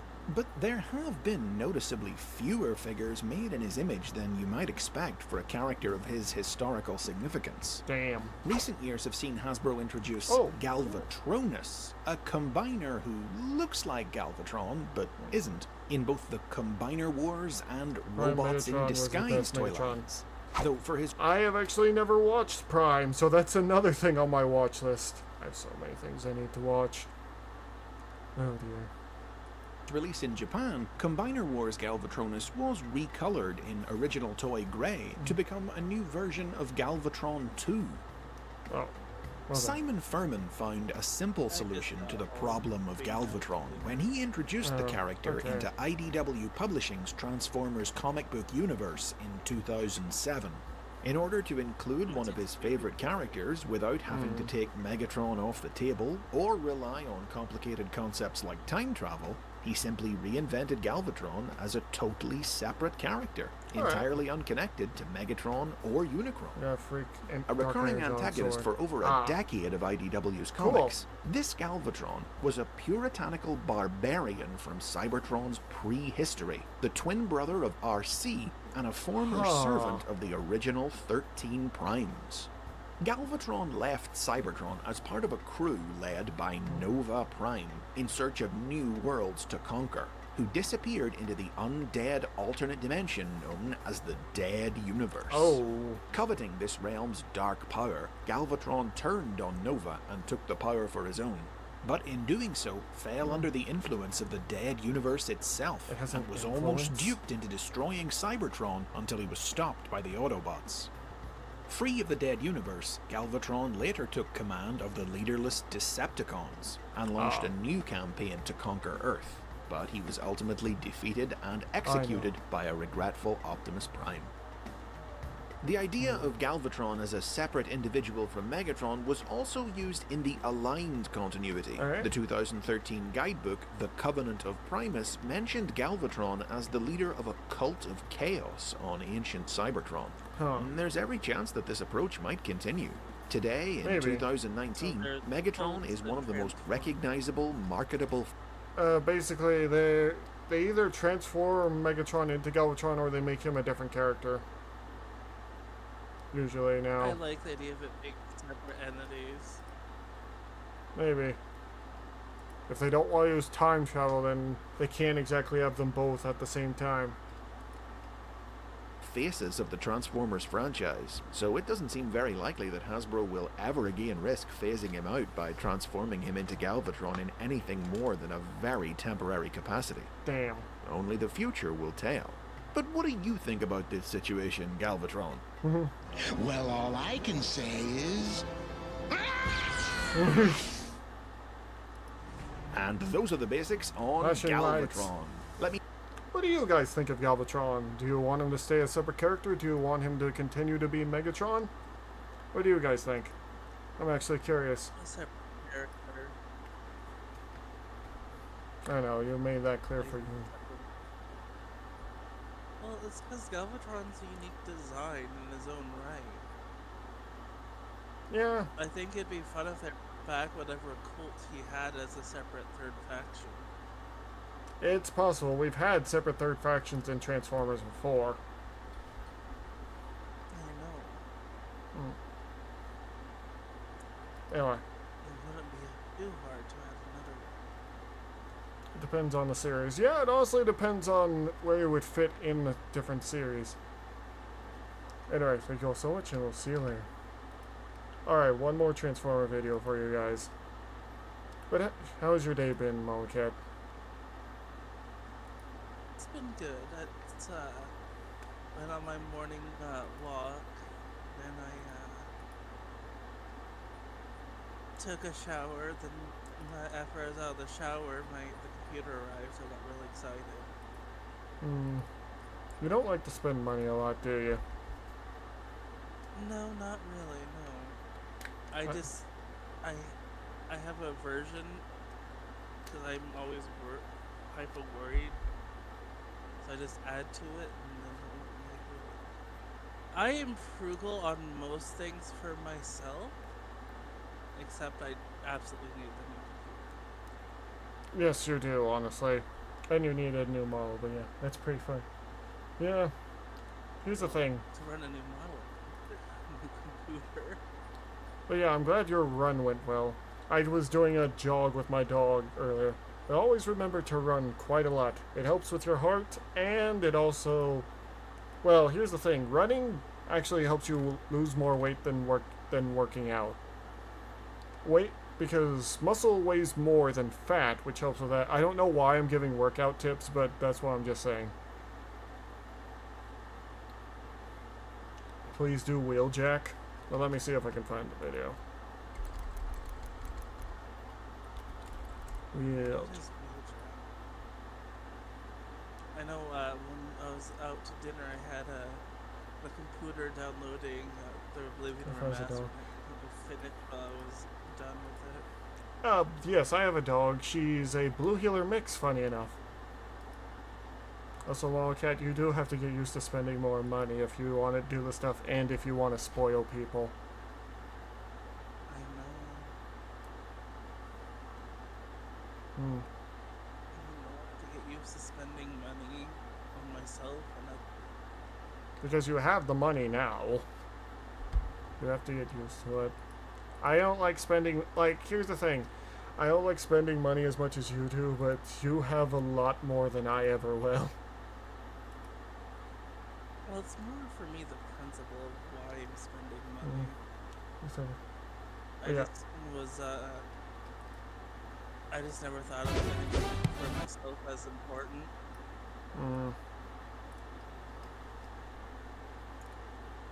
I said boo boo so what? A Yoki poodle. Funny enough, my blue healer, she's very sweet, but she's too smart for her own good. And this heat is wearing her down, and it's understandable why.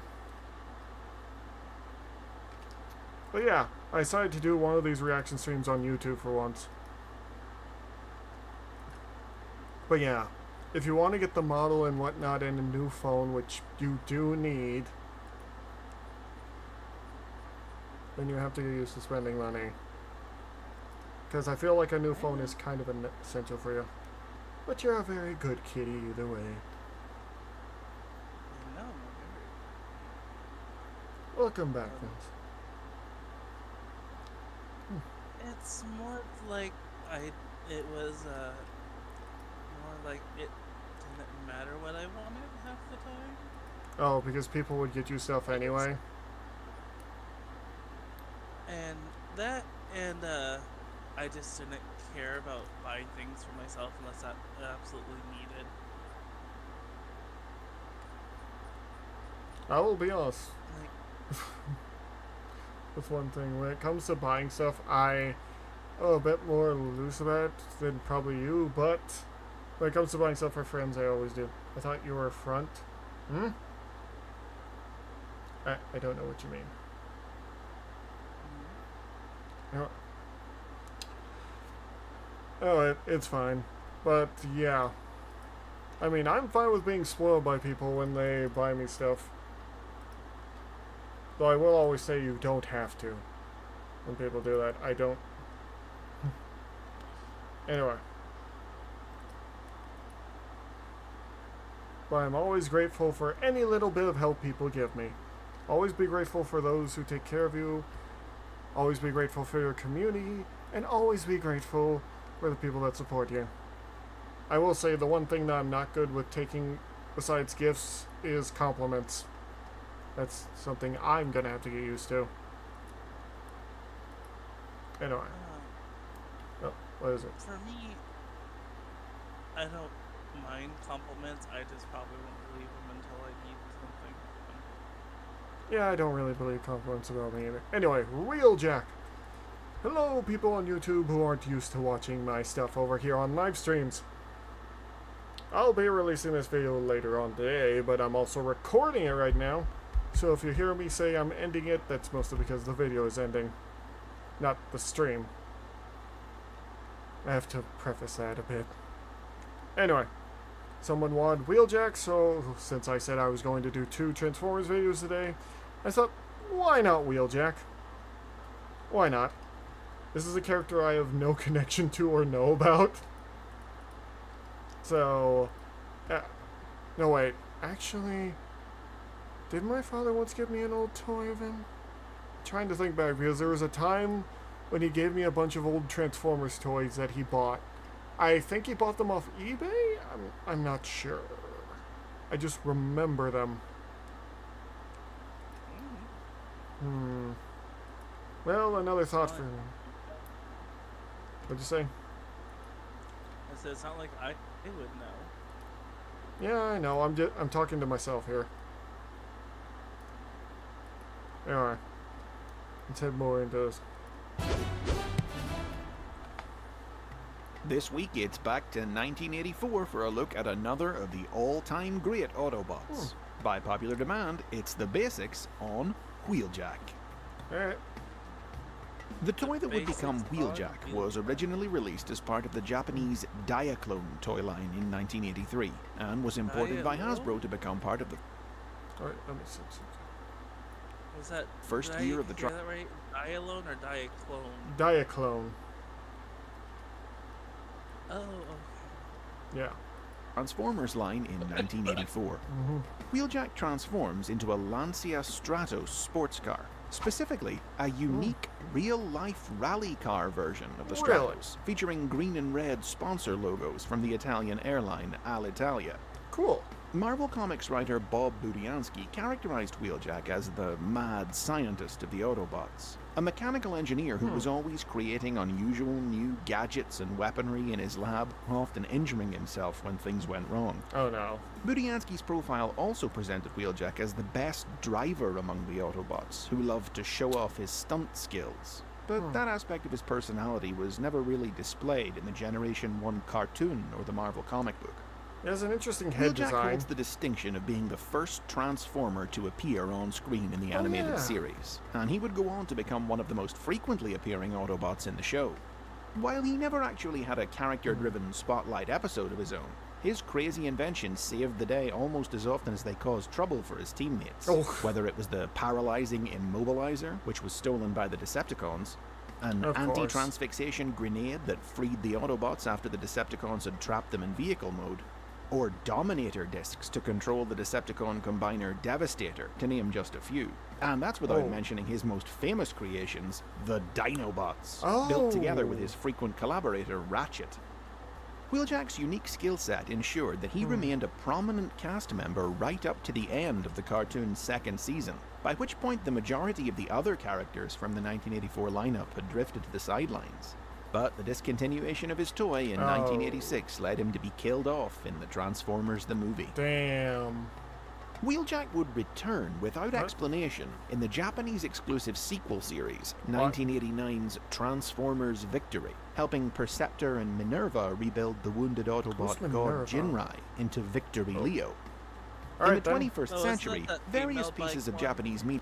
There's a... No, that's, I think you're thinking of RC.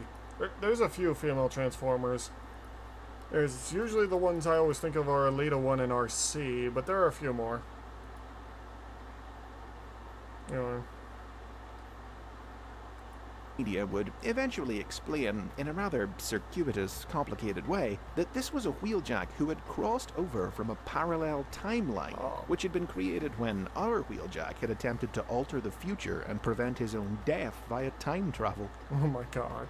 As compared to the cartoon, Wheeljack wasn't such a major character in the early years of the Marvel comic book, but his scientific skills did come into play several times, perhaps most notably in the creation of the Combiner teams, the Aerialbots and the Protectobots. Oh, he made those Curiously, too? it was only after his toy had been discontinued that he played his biggest role in the comic, when he became the primary voice of dissension during Grimlock's tyrannical rule of the Autobots, even calling in his old friend Skylynx to help him subvert the Dinobot commander's leadership.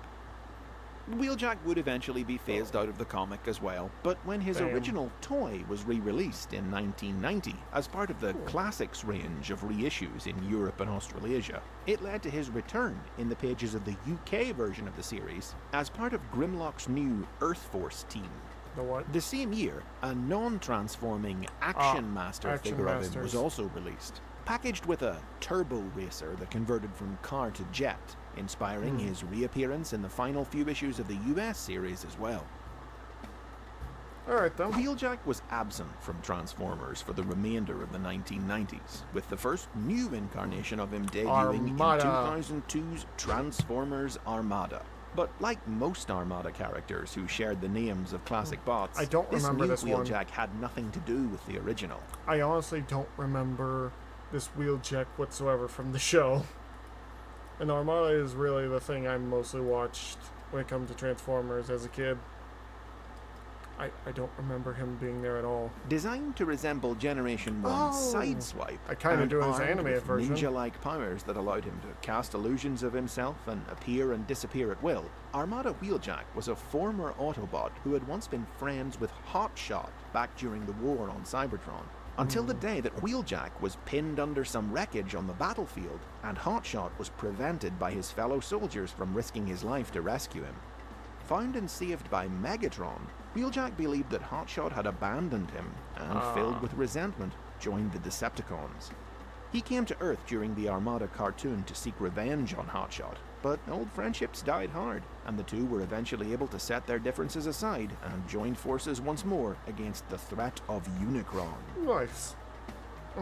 The existence of Armada Wheeljack posed a problem in 2004 when Armada's sequel series, Transformers Energon, introduced a new Autobot who was clearly designed in homage to the original Wheeljack. Yeah. But with the name already taken, this new Wheeljack-alike was instead named Downshift. Beyond looks, though, he had little in common with the original Wheeljack, characterized instead as a speedy, headstrong young Autobot known for rushing into trouble. In the Energon cartoon, he served under the elderly Autobot Bulkhead alongside fellow young warrior Cliffjumper. The animation for Energon is not great. Even as a kid, it did not look great to me. I wish it was better, I'll be completely honest, but it's not. Downshift got a new toy in the third installment of the trilogy, Transformers Cybertron, and though he didn't show up in the Cybertron cartoon, the Cybertron comic, published by the Transformers Collectors Club, detailed how he was rebuilt into this new form after he was injured battling Nemesis Prime. Well, okay. Transformers Animated returned Wheeljack to his roots when he cameoed in the series in 2009, depicted as an impressively bearded engineer who worked with Perceptor on projects like the creation of Omega Supreme. The 2011 live-action movie, Dark of the Moon, kept this ball rolling. Unsurprisingly for the movies, its version of Wheeljack didn't look anything like the original, appearing instead as a kind of robotic Albert Einstein. But he retained his classic role of engineer and inventor, outfitting Sam Witwicky and the Autobots' other human allies with gadgets and weapons to help them fight the Decepticons. Though Wheeljack himself would die at the villain's hands soon after. Of course. While toys, comics, and video games... I do not like that design at all. It's way too human. It's not a good design. A lot of the Bayformer stuff does not hit for me. I don't know what they were thinking. Be right back. I need to use the bathroom. Okay. No problem. A lot of the Bayformer stuff just doesn't hit for me in terms of design, and it looks bad for Wheeljack there. Was referred to him as Wheeljack, and even featured alternate designs for the character that were based on the original. On screen, he was instead named Q, in reference to the inventor from the James Bond films. Why? That same year, the Transformers Prime series debuted its own version of Wheeljack, who was the inverse of the movie character. Very faithfully based on the classic character's appearance, but with a totally different personality and function. Rather than an inventor, Prime Wheeljack was a gruff, sword-wielding warrior. A former member of the Autobot commando unit, the Wreckers, whose dislike of rules, regulations, and authority figures had led him to quit the team after finding himself unable to tolerate the officious command style of its leader, Ultra Magnus. A loner by nature, he roamed the stars in his ship, the Jackhammer. Once he came to Earth, he was reluctant to join his former Wrecker teammate, Bulkhead, on Optimus Prime's unit full-time. But he would drop in periodically to help them out when they needed it, and he got along well with Bulkhead's feisty human partner, Miko Nakadai. Nice. In the show's third season, Wheeljack finally faced up to the personal issues behind his lone wolf persona, reconciling with Ultra Magnus, and forming a new Wreckers team alongside Magnus, Bulkhead, and Miko. I don't really understand how a human can become a Wrecker, but I guess with the mecha suit it kinda helps. Prime Wheeljack was epic. Like I said, I haven't watched the Prime cartoon, so I'll have to take your word for it. But maybe we'll watch it in the future. I don't know. Who loves explosions? Everyone loves explosions! Like Mr. Torg. Prime's decision to largely ignore Wheeljack's classic characterization was somewhat unusual, as it came at a point in time when Hasbro was in the habit of reconsolidating depictions of characters to be more consistent across different media.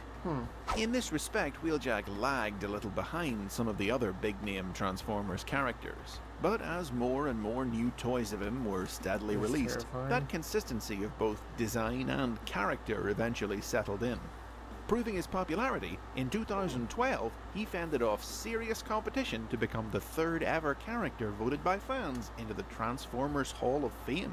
Really? In the years since, Wheeljack has remained a regular supporting character in IDW Publishing's comic books, putting his skills to work in pursuit of a better Cybertron by supporting Bumblebee and Starscream during their troubled leadership of the planet. And he recently went out a hero, sacrificing his life to activate the teleporter that saved the entire population of the planet Elonia from Unicron. The newest version of Wheeljack, seen in the Transformers Cyberverse animated series, remains true to the Generation 1 character, with the beard of his animated incarnation for good measure. And word is he'll also be putting in an appearance in the upcoming live-action Bumblebee movie. No doubt with a design much closer in appearance to his G1 self than he had in Dark of the Moon.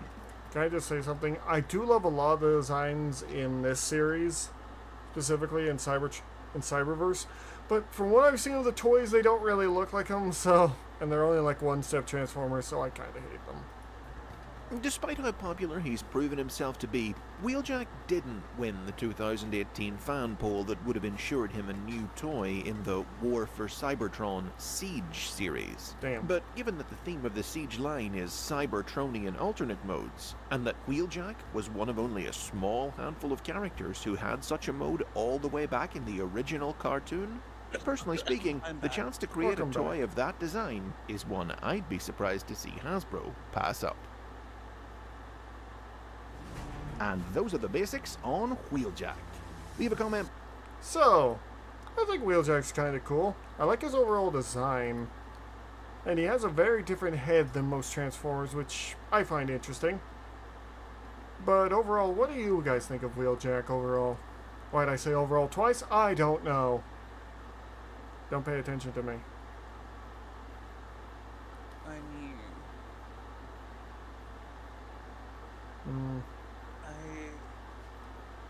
For me, it's a toss-up. It doesn't matter too much. Yeah. Well, Jack is pretty cool, in my opinion, from what I've seen of him in the series I've watched. I need to watch more of G1 to probably get an idea of his character overall with his mad scientist ways, but either way, if you guys like what we're doing... I appreciate a good mad scientist character. Yeah. If you guys like what I'm doing, please do consider checking out some of our other stuff. And yeah, it's a roll. Yeah, follow and like and subscribe us. Yeah. And, well... If not, I'll find you, haunt you down, and bite you. Well, on another note of that, if you like what I'm doing here, it's really thankful, and I hope to see you all later. Bye-bye, and take care of yourselves. Oh, that's a whole lot of stuff. Potatoes. Now time for the big thing. The big thing, the big guns. The big turquoise. Maybe. The thing I do for shorts now, for those who don't know, I do a lot of shorts involving, well, Noble Phantasms. For some reason, YouTube has been very antsy about my shorts lately. Oh, I know, I got mad about one of mine.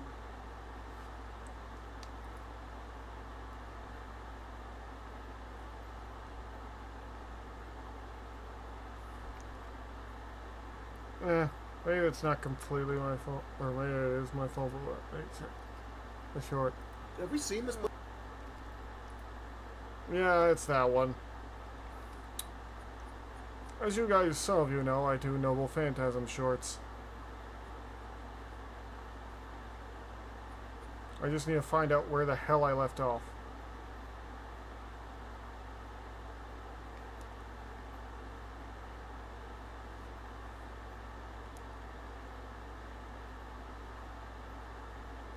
I went pretty far down the line.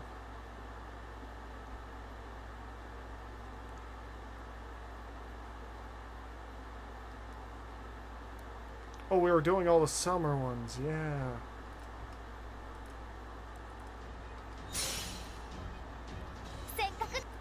I have to stop it.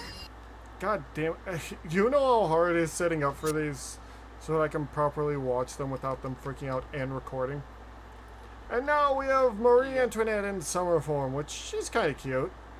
Not gonna lie. I like her design here. I don't know where Noble Phantom room for it. What's happening? What the... What is that? Oh, she's got a giant outfit. Oh, I don't know what's happening. But okay. Well, her original Noble Phantasm was her riding a crystallized sword. Oh, and Bonnie and Mary Reed. Well-known female pirates. Oh, they made a Jolly Roger with that. That's kind of cool. Oh, Mordred and her swimsuit design. Yeah, she's cool. I don't know why she has a surfboard, but you know.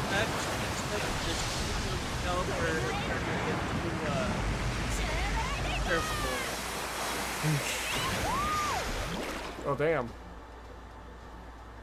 Cool. That's the sheep of Excalibur. She stole it and turned it into a surfboard.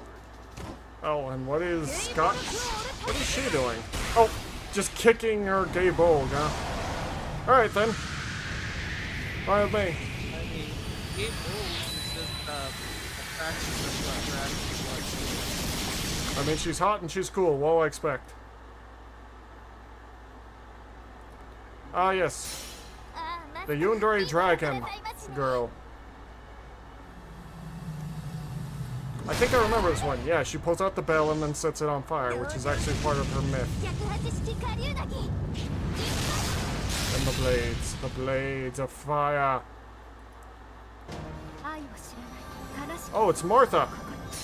Someone told me she had the gauntlets of Jason with this. Hello, Trask. Oh. She's punching... She's punching Throne? Oh. Does that hurt the Trask? So what do we have next? Oh, we have the magical girl. Oh, Ilya. Yeah. What is that? This one? Cleopatra! Anyway. Cleopatra! She has a very cool robotic cobra. I'm not sure about this design though. Oh. Ooh. What is this attack based off of? I wonder. I've got no idea, but it looks cool as hell.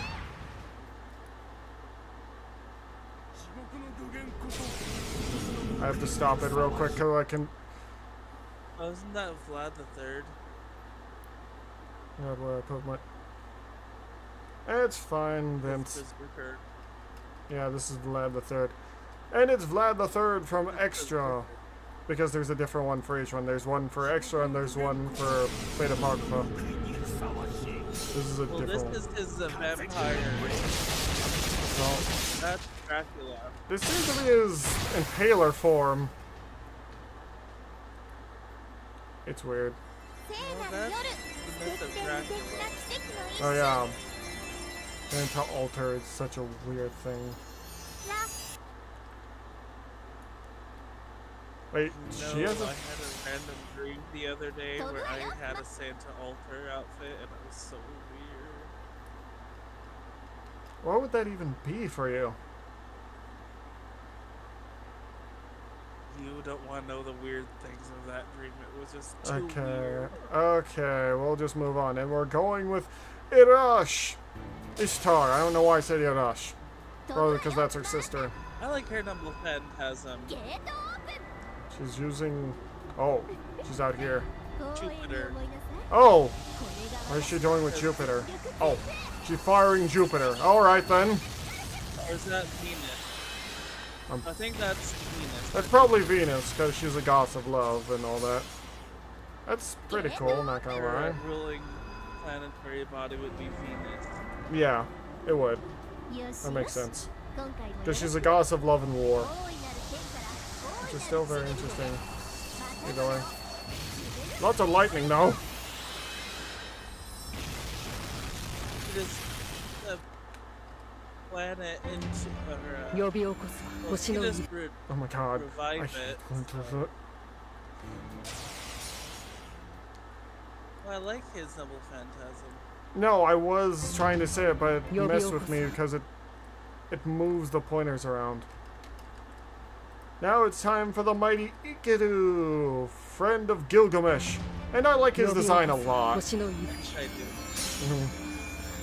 He has his own gate, if I remember correctly. Yep. His own gate of heaven. Gate of heaven. Ah. He's the chain of heaven. Yeah, he's the chains of heaven, if someone told me correctly. Cool. Yeah, that's what I just said. Ah, Quetzalcoatl! No, I was repeating you. I prefer if I Quetzalcoatl... like her wrestler woman. She's supposed, well, Quetzalcoatl in lore is actually a man, but yeah. I still like this really cool ability that they gave Quetzalcoatl.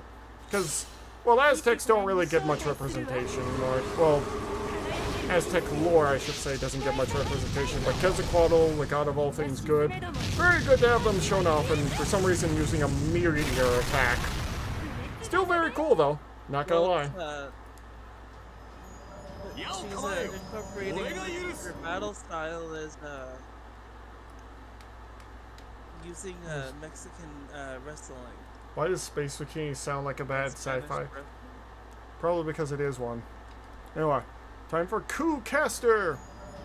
Or Guild Caster. I say Coup Caster. Oh. What's he doing Why here? isn't my caster looking nice? He's using the power of... Did he summon? Or no.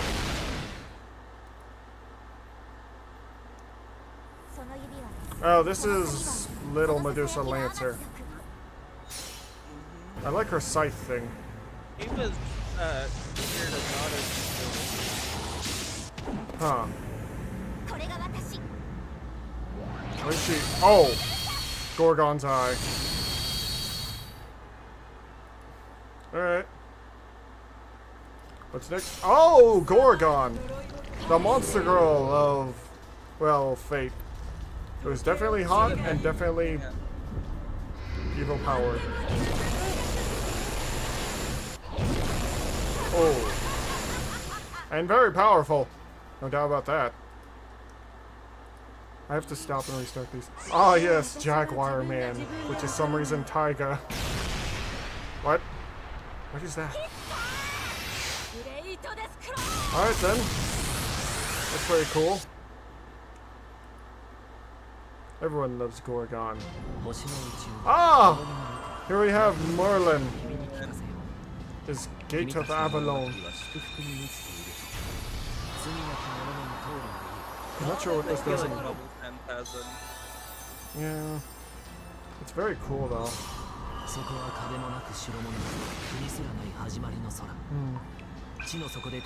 Then again, so is Merlin. He's very cool in all this. Garden of Avalon. Garden of Avalon. I don't know why I said gate.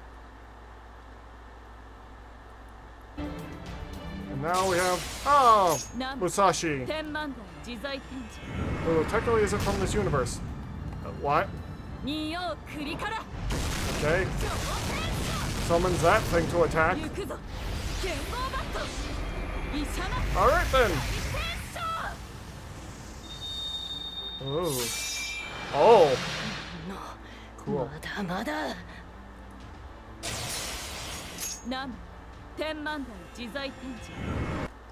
Ah, yes. First Hassan! King Hassan is got here. He's so cool. I actually had him in the game, funny enough. Yeah, it's so cool. I had him in game, actually. I got him and Merlin. Azrael! And it shows the angel feathers just falling by as he removes the head. Isn't he the fallen? Just fallen angels like that? Yes, Azrael is the angel of death. And that's what he supposedly is. No, he's calling upon the powers of the angels of death, because he is the old man of the mountain. He is the first old man of the mountain. Yes. The original. That's where, because he is quite literally the concept of assassination itself, because he is the word assassin from his organization is where we get the word assassin. Time for James Moriarty. I don't know what to expect here. I don't remember. Cool. Okay. What? Alright then. I don't remember James. I don't know why he has. Okay then. Thanks, Moriarty. Good on you, man. I don't know what to expect from you with this, honestly. But you definitely blew my expectations away.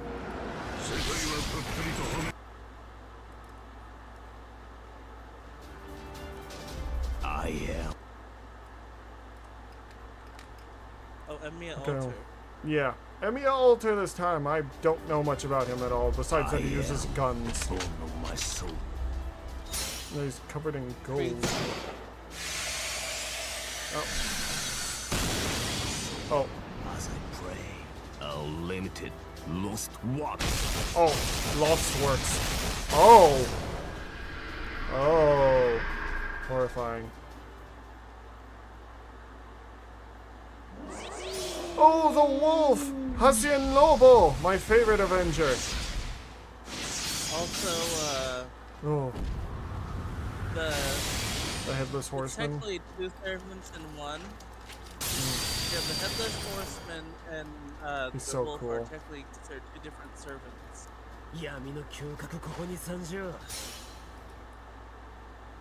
I don't know anything about Which is it. kind of because the Headless Horseman is classified itself as an assassin, Mm, while the wolf is the Avenger part. yeah. Which is kind of crazy. Oh. Yin Quinn. I don't know anything about you, I'm sorry. You look like a powerful do. martial artist. Martial artist. Oh. Alright then, Shining Finger over here. Oh, Stone Stato! I know this one. Yeah. Lancelotto, Moderetto. This is a battle to save the world! I actually know this one by quite well. I like male Arthur so much. Proto Arthur is so cool. I love his armor too. His armor. Who's up next? Oh! Really? We're at Hichigata-san? Hichigata-san, Hichigata-san. Hoi, hoi. I know him from Gintama. He's the head of the Shinsengumi. Oh. Sengumi! He is relentless. He is unyielding, but he is cool. Oh. I wish I had an outfit like his, because it's really cool.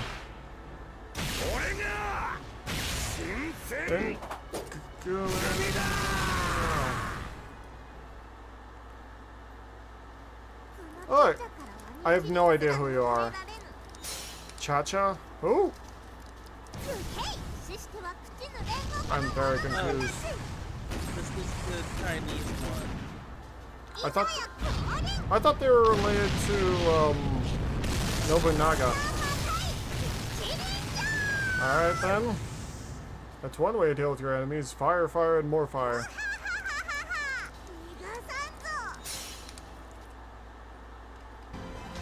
Oh yeah, you're one of the ones that BB made. I'm not sure if I could pronounce your name correctly.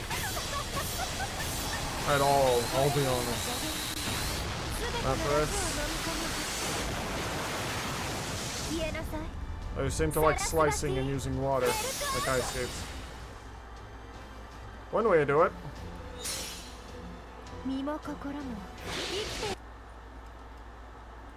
At least I can pronounce Passion Lip's name, which she has giant hands.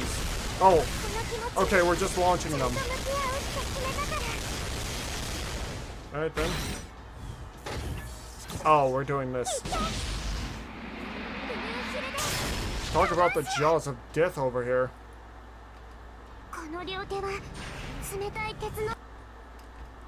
Oh yeah, this girl. I don't know why she's a wolf or a fox, but her design looks really good to me. I like her design. Looks cool. Oh, bunch of blade swords. Is she supposed to be like a character? I have no idea, I'll be honest.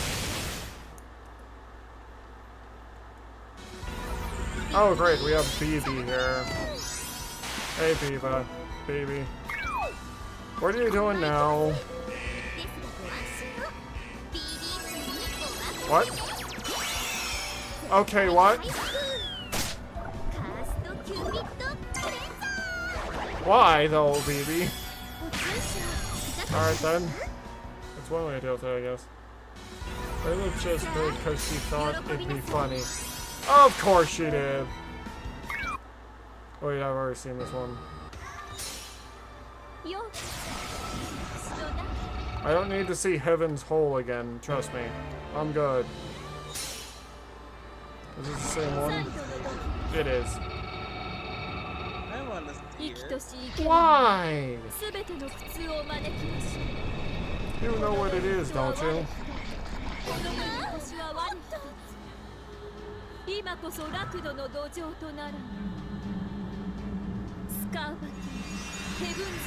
It's a lot worse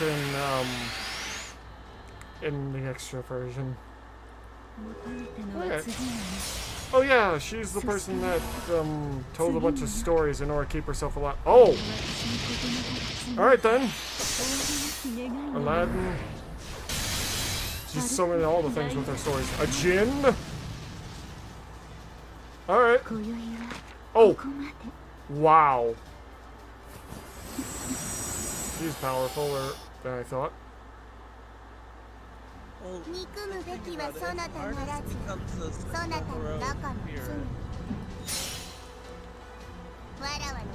I'm pressing the next button and for some reason it's not going.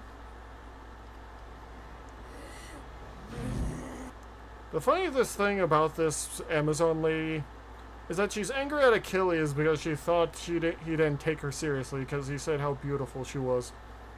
He meant in battle, but you know. Anyway, time for the Amazon Queen, or Amazon Princess? You guys can tell me in the comments where I'm wrong. I like the design though. She's very angry. I like her claws. she's very angry. Yes. She's pissed at Achilles. Oh! Great, we got Christopher Columbus here. Go away, you crazy Italian man. Ugh, that grin. I don't know what he's doing. Oh, of course it's chains. Of course it is, because it's Christopher Columbus. Oh wait. Fitting, he technically wrote the chains that both made of the Yeah. Sherlock. Elementary. I kind of like his outfit. Maybe I should get one like his.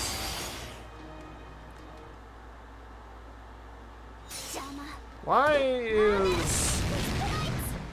is Paul Bunyan a girl? This is an American story. Where is I remember this. Also, where's Babe? I'm very confused by Paul Bunyan's inclusion, and they're making them into this. Very strange. Babe is in her skills. Oh! There's Nero. Again. Oh, she's a caster here. What is this a reference to? Of course she's got a statue of herself. Well, her design isn't too bad here. I still prefer Tomomo, though.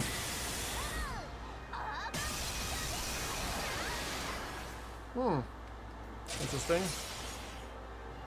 But she didn't change outfits. Well, still very interesting to look at, though.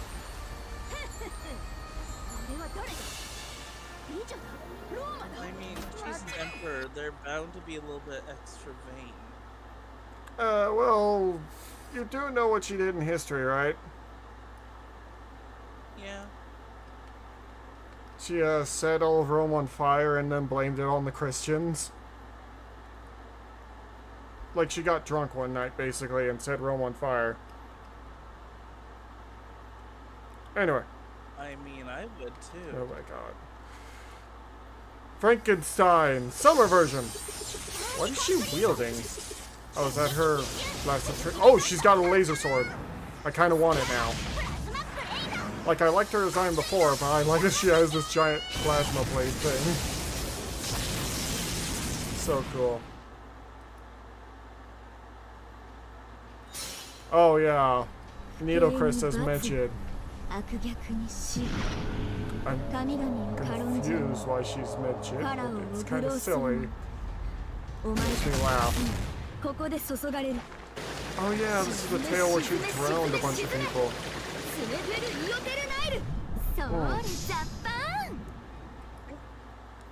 I'm overplugging my model in the background. That's fine. Oh! Is this Summer and Nobu? What? What is that? What the hell? Someone's having fun. Alright then, rock out, Nobunaga. I like your design after all, so I can't be too mad about it. Still really cool though. Oh, next is one of your favorites. So you might want to see this one. Ready? It's Altaria and Alter. I like her design here. And, oh my god, she has a motorcycle she's driving over water. Oh, yeah. Oh. Motorcycle, Oh. Of course, she's shooting an Excalibur beam from a sniper rifle. Why should I expect anything less, anyway? I'm posting my request. Yeah, that's fine. I'm confused watching these videos. I don't like Fate. It's fine. Fate's weird anyway.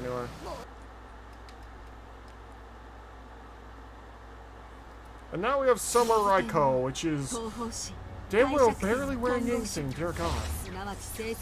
What's different in her attack here?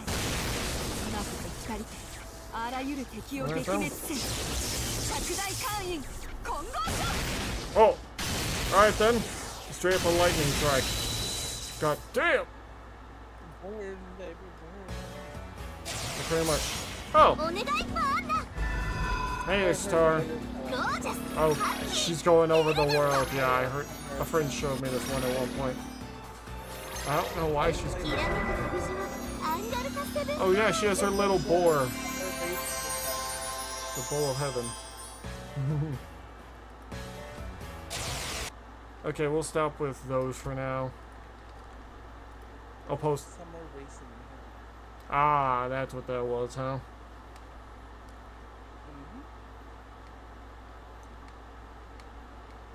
Where's that kind of woman in two different franchises that I know? I don't know. Blame Japanese. I don't know. Honestly, man. Let me see what other videos you guys have for me. Oh, that was you, Vince. Alright.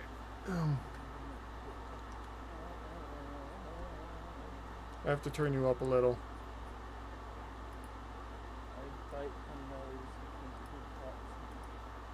Why are you biting the nose? Because I'm a chaotic. I suppose, as long as you don't bite my tail. I don't know what I'm gonna do with you. I mean, you want to buy a house near me.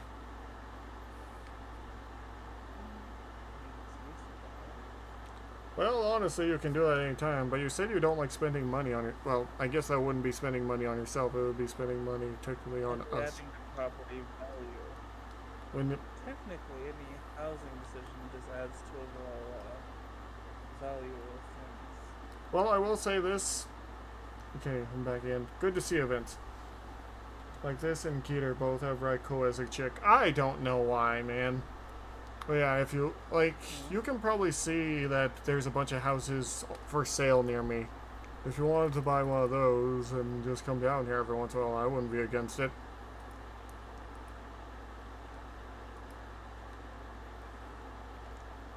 Anyway. Let me have another video. Let me see, which one is... You really, really want us to watch those ones, huh, Common? Let me see how long they are first. Because we've been going for two and almost a half hours, so I'm trying to keep things a bit short. You have a hot date? No, we don't have a hot date tonight. It's just very hot, and sometimes I want to lay down. Doing too many reactions all at once kind of gives me a burnout, guys, and I don't want to be burned out and, you know, just not do anything. I was teasing. Oh.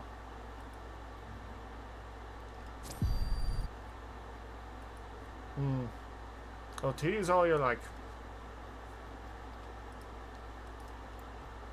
Okay. But I hope you're still doing well, Long Cat.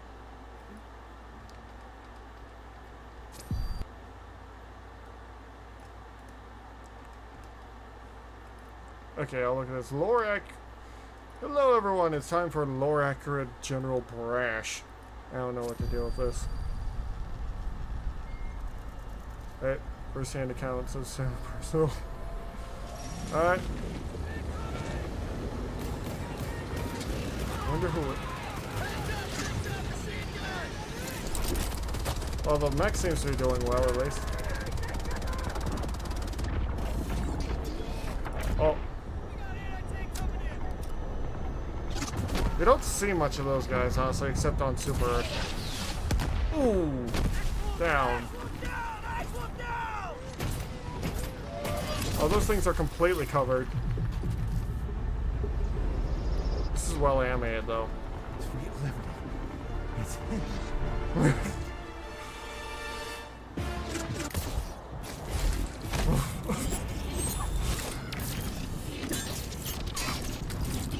He's not even using his own guns, he's using theirs.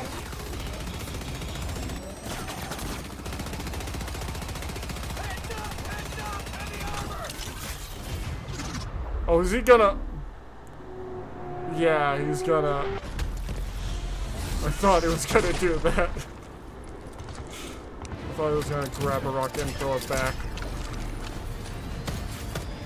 Is he dual wielding the center? He's dueling the centers.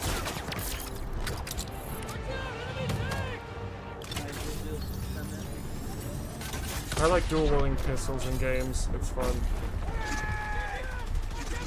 Don't sweat it, soldier. Bullets do not go through cover. What the hell? Is the Chuck Norris of Helldivers? It seems like it. Oh yeah, that's good. What is he? Oh my god. Seems more like the Hulk here, or Captain America at this point.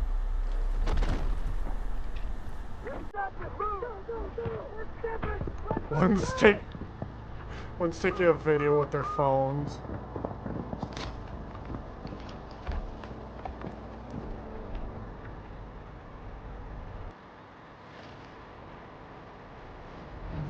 is extremely well animated, though.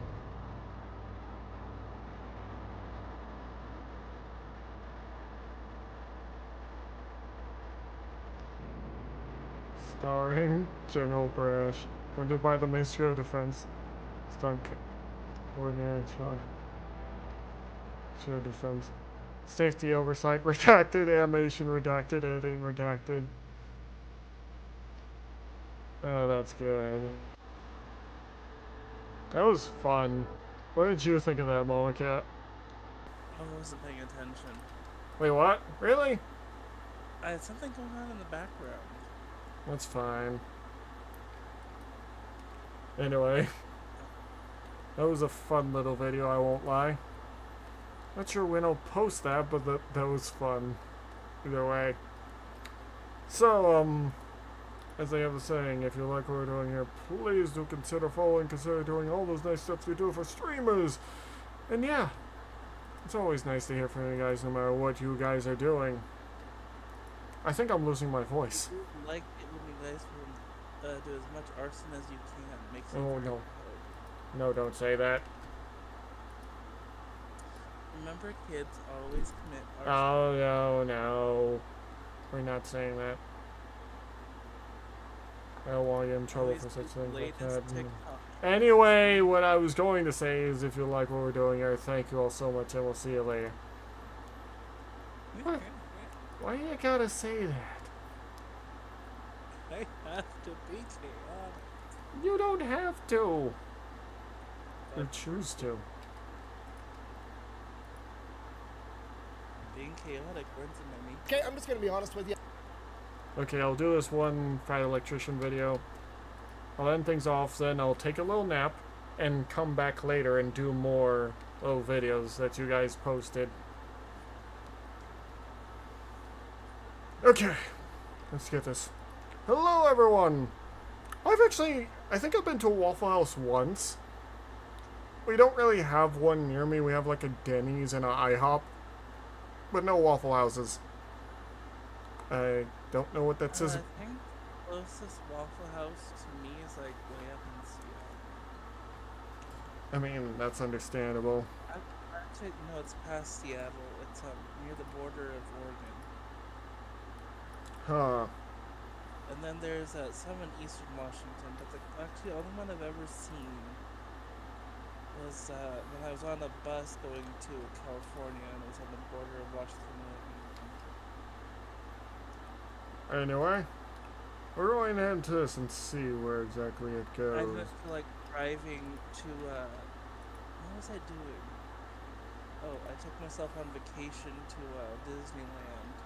You took yourself on vacation? It was one of those random moments.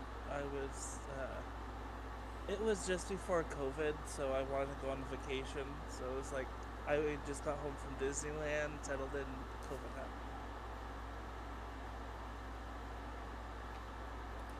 It was like within the month of me, it's like within me coming back from vacation, COVID happened.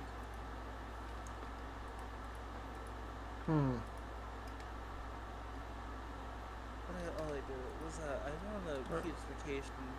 It was Disneyland for 5 days, and then a Caribbean cruise. And I was in Japan for 3 weeks. Came home. COVID's a thing in America. Well, anyway, we're going to head into this. Maybe one day I can go on those trips with you, but yeah. I think I've been on like 4 cruises during that time period. I've never been. The second I get home, I see everyone en masse freaking out, like it's the end of the world. I'm like, what the heck? Anyway, we're going to end this and see what they do with that Waffle Okay, House. I'm just going to be honest with you. I actually debated on which channel I was going to upload this video on because on one hand, we're going over a business and the business model that it has, but on the other hand, this restaurant is basically the Roman Coliseum of the South, and I'm pretty sure if you eat there enough, you actually get a deployment patch from the U.S. military. Regardless, I wore my schnazziest tank top for the occasion. I don't usually wear tank tops. Okay, just to be completely clear with everybody, I was pretty sure I was not going to get caught off guard because Waffle House is already absolutely crazy. I started looking into it and then found out that Waffle House is somehow connected to the Manhattan Project from World War II. So they managed to actually surprise me, and we're going to get to it right after a word from our sponsor. Yeah, Ben, what's up? Hey, I need a boombox. Okay, I can get you one. Perfect. All right, I'll go get it now. Love you. Love you. All right, bye. Oh. 1 hour later. Where's that boombox that I asked for? Oh, it's right here. I got it for you. What is this? The boombox. Oh my no, god. I wanted something to play music with. Oh, that kind of boombox. Yeah, I got this instead. Okay, we'll go to the store and get me a boombox so I can listen to music. Right. Can I keep this one still? Is that a gun? Yes. This video is brought to you by Delete Me. Okay, super simple business model. You give them money, they turn around and they make sure that online data brokers are not selling your personal information online. Okay, here's the deal. Pretty much anytime you use a free service on the internet and you click that little box that says I agree to the terms and conditions, you've basically just agreed to allow them to harvest as much of your personal information as humanly possible. They then turn around and sell that to online data brokers, and that's how they can afford to offer you a free service. But when you have Delete Me, they go and they monitor all of these online data brokers for your personal information, and then if they find it, they submit all the opt-out forms on your behalf, so they have to take down and stop selling that information. So when you buy Delete Me, you're not actually buying anything, you're just buying your way out of all the negative consequences of all the free shit that you've already got. And because they continue to monitor those data brokers, you're buying yourself out of all the future negative consequences of all the free shit that you haven't even gotten yet. So if you want to give Delete Me a try, there's going to be a link and a discount code down below. Let's get back to the video. All right, Waffle House. The story begins with a gentleman by the name of Tom Faulkner. This man graduated from law school at 23 years old, passed the bar, and immediately gets drafted in 1940 in the days leading up to World War II. Because he graduated from college, he's presented with two different options. He can A, go straight into officer training, and that's a 3-year commitment, or he can just be a normal draftee and go in as an enlisted soldier, and that is a 1-year commitment. Now you gotta remember at this point in time, like 1940, while World War II is currently going on, America's not involved yet. The attack on Pearl Harbor has not happened, and prior to the attack on Pearl Harbor, the American people did not want to go to war. Because of that, Tom Faulkner figures, hey, we're not actually going off to war. I don't want to waste 3 years of my time just being in the military, not actually, fighting a war or whatever. So he chooses to be a draftee. Goes into the military as an enlisted soldier, E1 private. From there, goes off to basic training. As soon as he gets through basic training, the attack on Pearl Harbor ends up happening. America enters the war. He immediately opts to go into OCS training and commits for 3 years. After he completes the officer training course, he actually gets slotted to be a counterintelligence officer, where he does, and I quote, this guy apparently started Waffle House and he's a counterintelligence officer. Top secret stuff. You see, my identity must remain mysterious and my mission secret. I cannot reveal it to you. You can actually tell in the interviews that he gave later on in his life, like in his 70s, 80s, and 90s, that he's still not sure what he is and what he isn't allowed to talk about. But he did end up telling us that basically it was his job to try to sneak onto military bases, not as military personnel. So he would basically disguise himself as like a painter. He's like those. There's a military unit that's their whole job is just to beat the other military companies in practice combat. This is basically his job, but sneaking and pretending to not be military while sneaking onto actual military bases. This is actually kind of dangerous. Or a carpenter or whatever, and try to infiltrate a U.S. military base to expose weaknesses within the system to help counteract enemy spies. So he does that for a couple of years, and then one day he ends up getting orders like, hey, you're going to Knoxville, Tennessee. And he's like, okay, for what? And they're like, don't fucking worry about it, just show up. So he shows up in Tennessee, and he's given his orders, and those orders, I'm paraphrasing here, but they're essentially, hey, here's your partner, you two are gonna hop in that truck, and you are going to drive it from Knoxville, Tennessee to Los Alamos, New Mexico. You guys are going to dress in plain clothes. You're not going to look at what's inside the truck. You're not going to talk about what's inside the truck. You're going to take this map and take that exact route. This route avoids every major city and every major... This reminds me of the time my grandfather was stationed at a place I don't know, but he said, yeah, I took this one Jeep all the way to Fort Knox, even in the cold rain. And they told me I never had to do that, even though it was an order. Well then.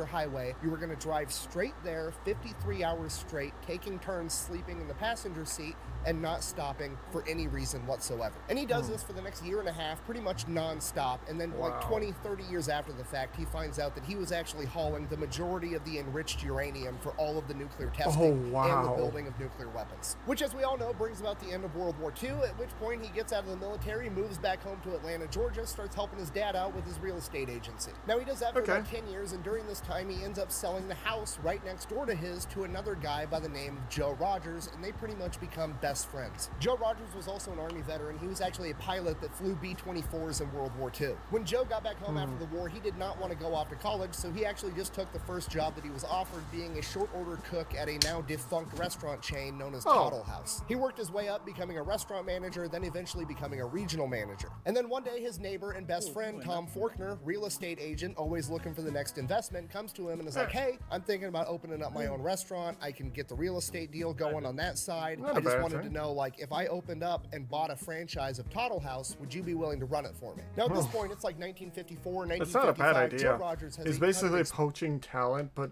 that's honestly how business sometimes work. If you get good talent and you see it, why not hire your friend? It's not a bad idea. Experience inside the restaurant industry, and he it's why I know a bunch of people that if I ever finally do create that video game studio, I know a bunch of people who I'm going to go to. They are good at what they do. I just don't have the money to do basically tells his best friend, like, hey, don't open a Tuttle House. You should start your own thing. Tuttle House's business model isn't that great. If you start your own restaurant, I will help you run it. He then goes off on vacation with his family, and by the time he comes back, Tom Faulkner has already bought the real estate and comes to Rogers and is like, cool, what's the business we're starting? Where's Pancake's house? What? We stop at Pancake's house. Pancake's house?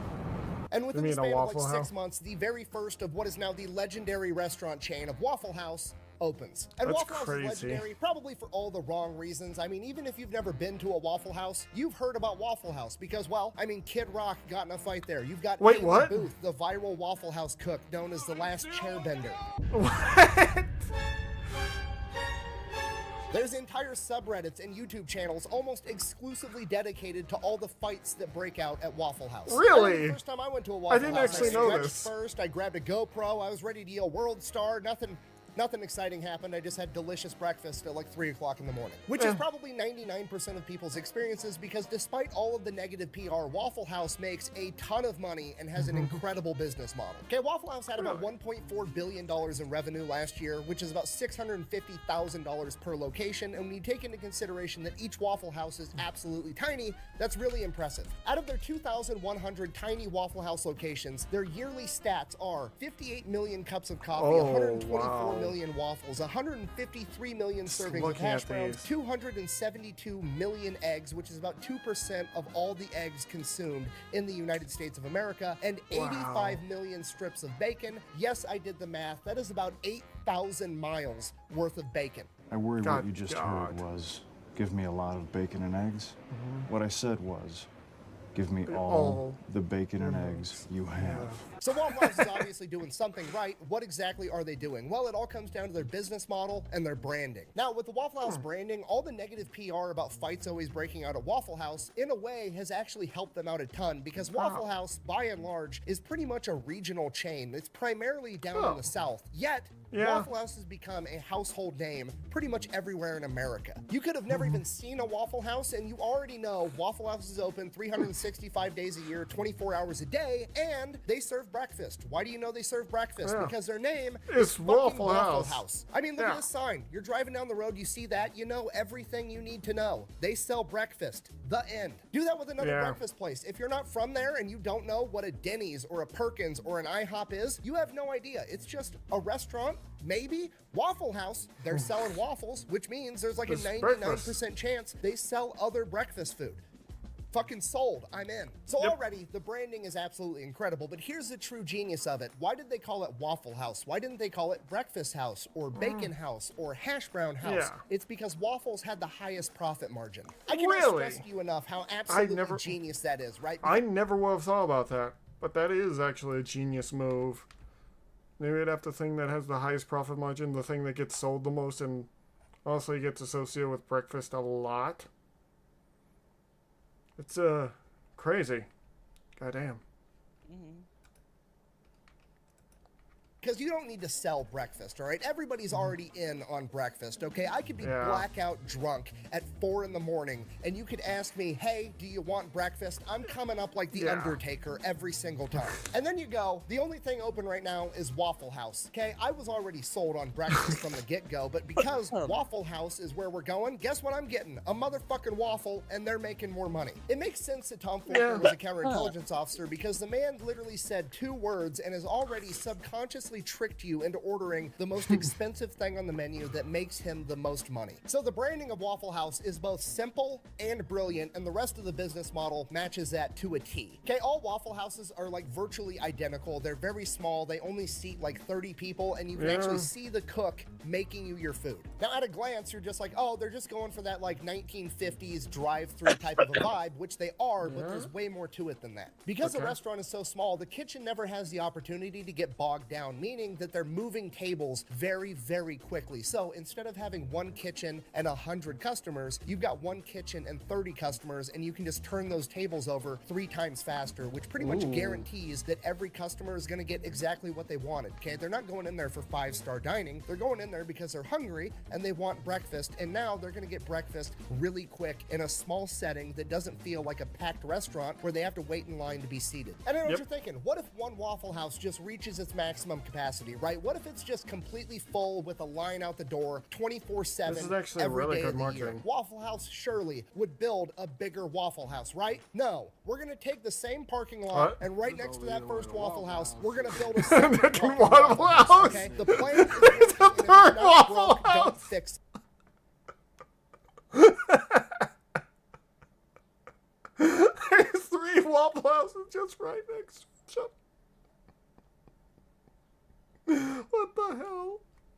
Which is one of those things that seems dumb, but is actually brilliant. So obviously speed is key to this business model, and they've done themselves a big favor with their menu because their menu is overwhelmingly simple, okay? It's literally one side of one piece of paper. Okay, the entire menu is comprised of like 10 things. They have waffles, sausage, bacon, ham, eggs, toast, biscuits, gravy, butter, and syrup. Guess how many flavors of syrup they have? 1. It's fucking syrup-flavored syrup. The entire menu is simple, exactly how it's supposed to be. Oh, sorry, they have hash browns too. Sorry, 11 things, not 10. Anyways, moving on. Another reason they do so good is they actually might be the best fast food chain when it comes to taking care of their employees. They pay them higher than average. They have super flexible schedules. That's and real they're nice. one of, if not the only fast food chain that actually offers all their employees health care and dental insurance. Okay, and I know what you're thinking. You're like, okay, but really, how good are they actually treating the Waffle House employees? I got the one stat that's everything you need to know, okay? Waffle House treats their employees so well that employees are willing to commute into a natural disaster to work at a different Waffle House when the occasion arises. What? Yeah, Waffle House is open 24 hours a day, 365 days a year, and they fucking mean it, okay? Whenever there's like a hurricane coming or some type of impending natural disaster, Waffle House organizes what they call a jump team, a bunch of Waffle House employees from a different region that's going to be unaffected because they know that their local employees are going to be busy taking care of their own family and their own houses during a hurricane, so they bring in teams from outside the region to work inside of a natural fucking disaster, and they're willing to do it. I never said thank you. What the hell? This is insane. And you'll never have to.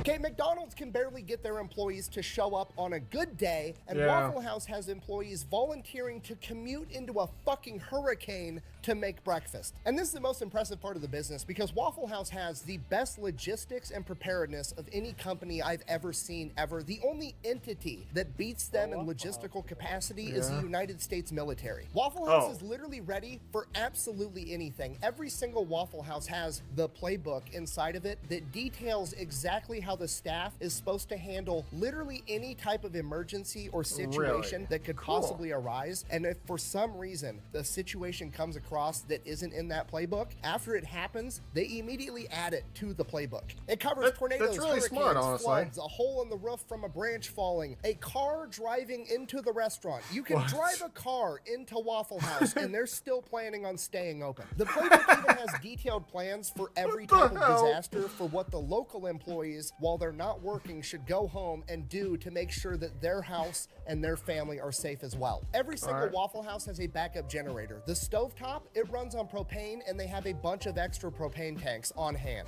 What Flashlights, the hell? candles, batteries, backup water. They have a special menu of what they're able to serve when the water is out and they're running on reserve water. When a Waffle House location is going to be in a disaster area, that See, Waffle ultra House mean for a stocks up on restaurant? extra Yeah. food, and then all of the neighboring locations in the unaffected area also stock up and stage food there to get them more food when they need it. If Waffle House is a standing structure, those motherfuckers are serving breakfast come hell or high water. God. I'm not leaving. I'm not leaving. I'm not fucking leaving! Waffle House is so good at this that FEMA uses them to gauge how bad natural disasters really are. Yes, FEMA, the Federal Emergency Management Agency, literally uses the Waffle House Index to gauge how bad a disaster is. Okay, green, Waffle House is running as normal. Yellow, Waffle House is using the backup generator or having to use an altered menu. Red, Waffle House is closed. People are probably already fucking dead by that point. Waffle House is literally the Terminator of the fast food industry, okay? The fact that the federal government, probably the most powerful entity on the planet, maybe ever, looks at a chain of restaurants and is like, man, if Waffle House is closed, we need to mobilize the National Guard is fucking crazy. Now, maybe you guys are thinking the same thing I was at this point in my research, and I'm like, man, I need to invest in this company. I need to see if I can open up my own Waffle House franchise. This company's awesome. And this is where the bad news comes in. I mean, technically you can franchise a Waffle House, but most of us probably can't. The company is privately owned. It's not on the stock market. It's still owned by the families of the original two founders. And while they do allow franchises, they are super picky about who they let buy in to have a franchise. And yeah, honestly, being open and part of the stock market kind of just makes it worse. Honestly. Truly. There's so many companies I know that as soon as they became public, they just kind of nosedive in quality. Because, well, stockbrokers only care about the money. They don't care about how you get it. Even though they're going to lose money by doing this, but, you know. They make it very, very expensive to buy in to make sure this is actually what you want. And while that is unfortunate, I think it's actually kind of awesome. It's a company that actually has morals and cares about their image more than they care about next quarter's profits, okay? It's a company that has committed themselves to making breakfast under any circumstances, and they're going to see that through till the very end, even though they could probably make way more money by just selling franchises and letting whoever the fuck throw up a Waffle House. And now for the fairy tale ending, Joe and Tom worked together as best friends for 62 years to build Waffle House into what it is today. They both passed away at the ages of 97 and 98, and now Waffle House and their legacy lives on as that company is still being operated by their kids, and that is the American dream. Get together with one of your best friends, pick a goal, even if it's something as simple as serving breakfast to people, and never let anything get in between you and achieving your goal, even hurricanes and floods and natural disasters, apparently. That really Work is with the your best American buddy dream. for 62 years straight, and then die together and hand it off to your kids. In conclusion, Waffle House is the most American company ever, and that's why I love it. Thank you for watching. Best way to support the channel is go buy some merch over at thefatelectrician.com. Quack bang out. That's actually really Just cool. two homies that dedicated their life to serving my drunk ass breakfast at 3 a.m. I'm gonna get teary-eyed next time I go to a Waffle House. He's gonna be crying out Waffle House and everyone's gonna be so confused. They're gonna think something's wrong with him. Yeah, these greedy people will destroy everything to get more cash, pretty much. And he really makes me want to start up that game studio somehow. Bite someone. Why you want to bite someone? Cause. Oh my god. Anyway, thank all of you so much for watching, and thank all of you for watching the stream. We'll see you a bit later, and thank you all so much. Like, comment, subscribe if you definitely want more. But yeah. I don't know if Mom Cat and I can start up that game studio because what I really want to do with it is make my own games and also help indie devs make theirs. Why not that? Why? It's gonna be a whole thing. Well, if you're willing to help me with it, then I'll be fairly willing to do it. Because I'm gonna need a lot of help with that. Yeah. Well, I would first have a basis It takes a while to make this one game. Yeah. That's why we need to set up what exactly we're making, who's exactly working on what. Art designers, you know, the shebang. I would have also,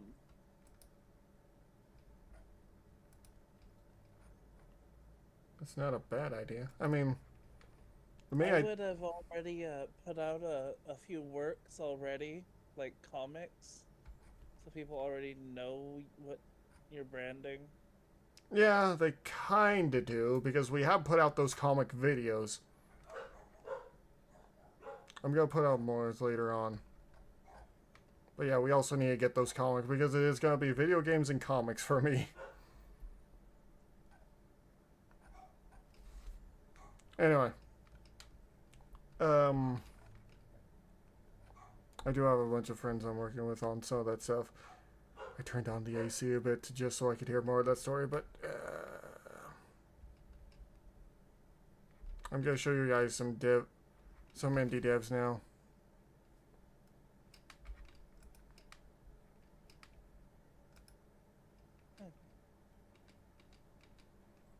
I'm not recording this one. This looks like a fun game, honestly.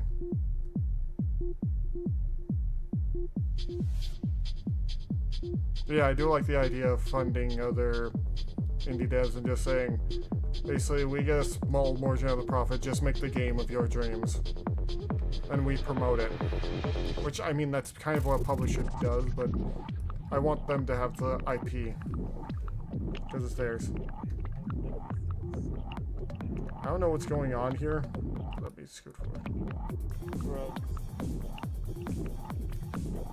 This is actually a mecha game, funny enough. Where you go scavenging and you can get a giant mech. That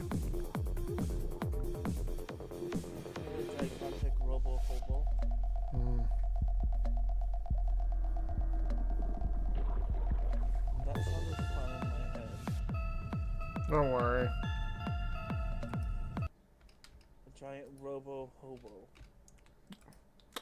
There is actually... Let me see. Let me see if I can find the clip.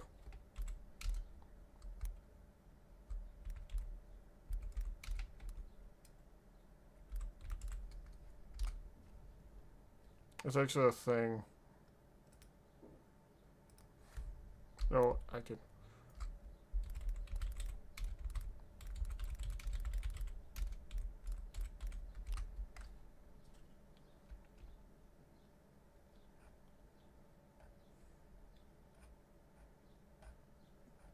I can't find it. Damn.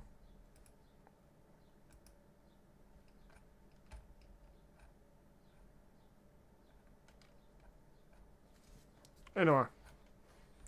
I'll probably end things here for now, but what did you think of this stream? Okay. I thought it was nice. Yeah. But then again, I'm impatient and I just want you to come down here so we can cuddle and sleep. Yeah. And I'm just gonna start streaming myself. Yes, you honestly should. No, I literally just hit the go live button. Oh. Well, I'm going to lay down for a bit, then come back. If you want to stay in here, I might come back into here, but yeah. Okay. Right. Later, guys, for those over on stream, and I'll see you all later. Bye-bye. Love you, dear. Love you too.